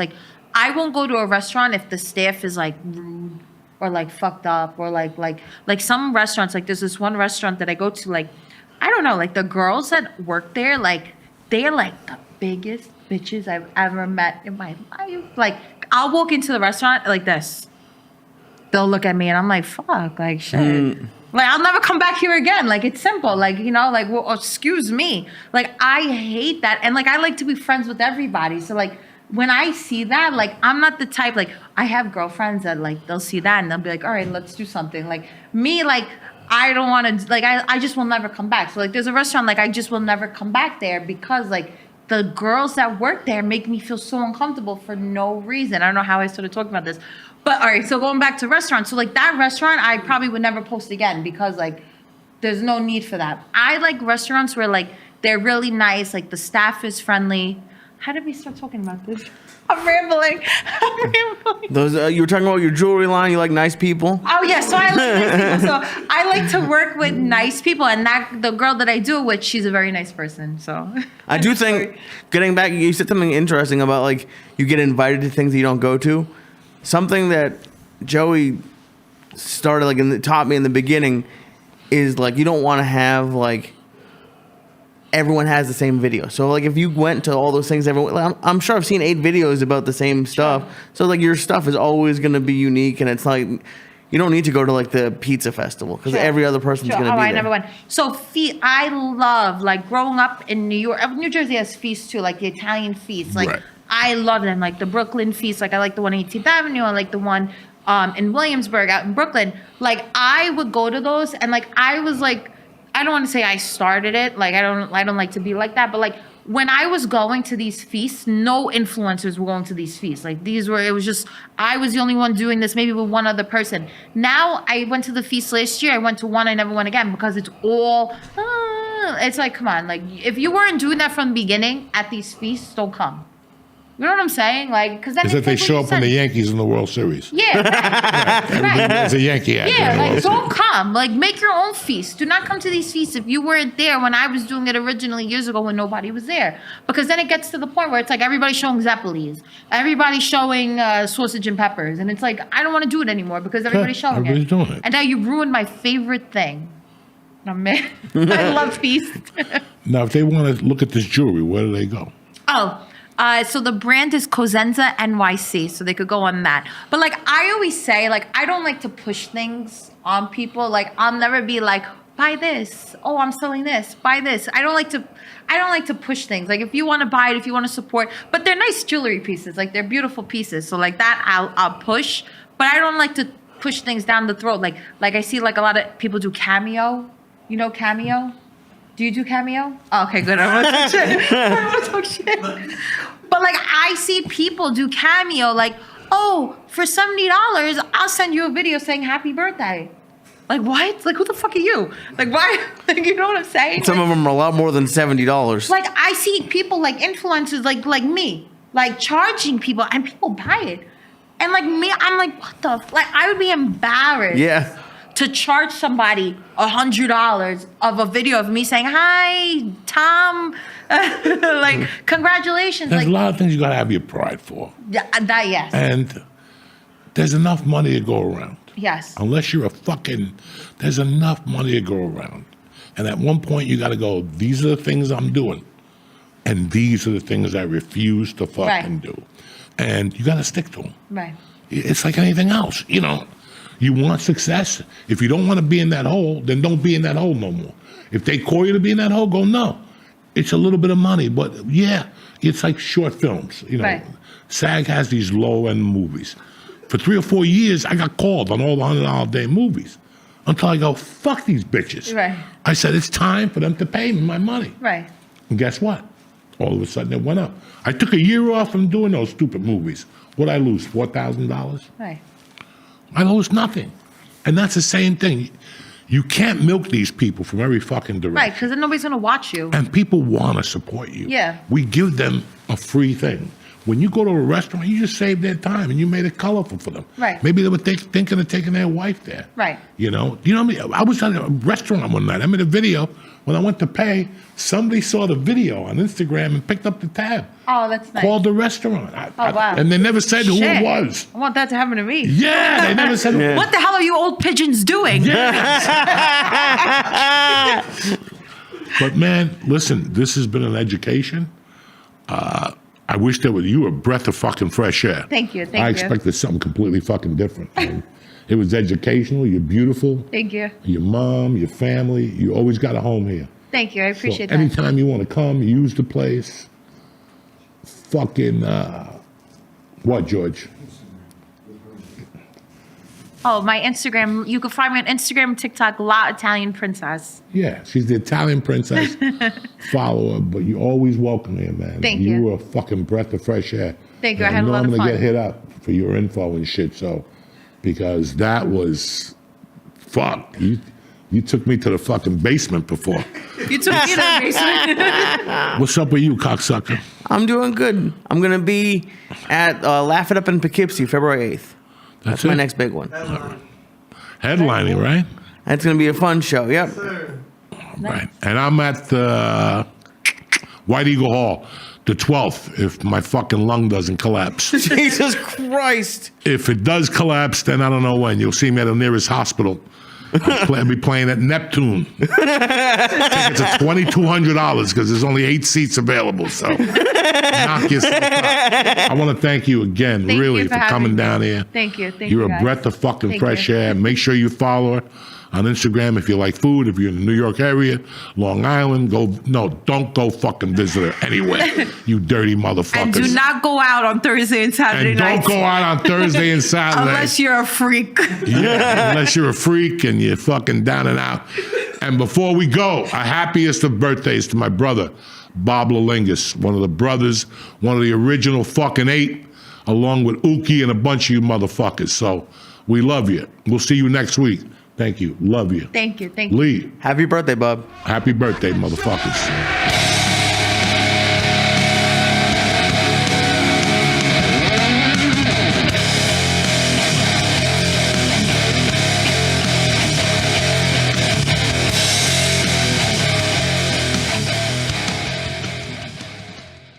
Hey, Uncle Joey here. Listen, getting high should not be a guessing game.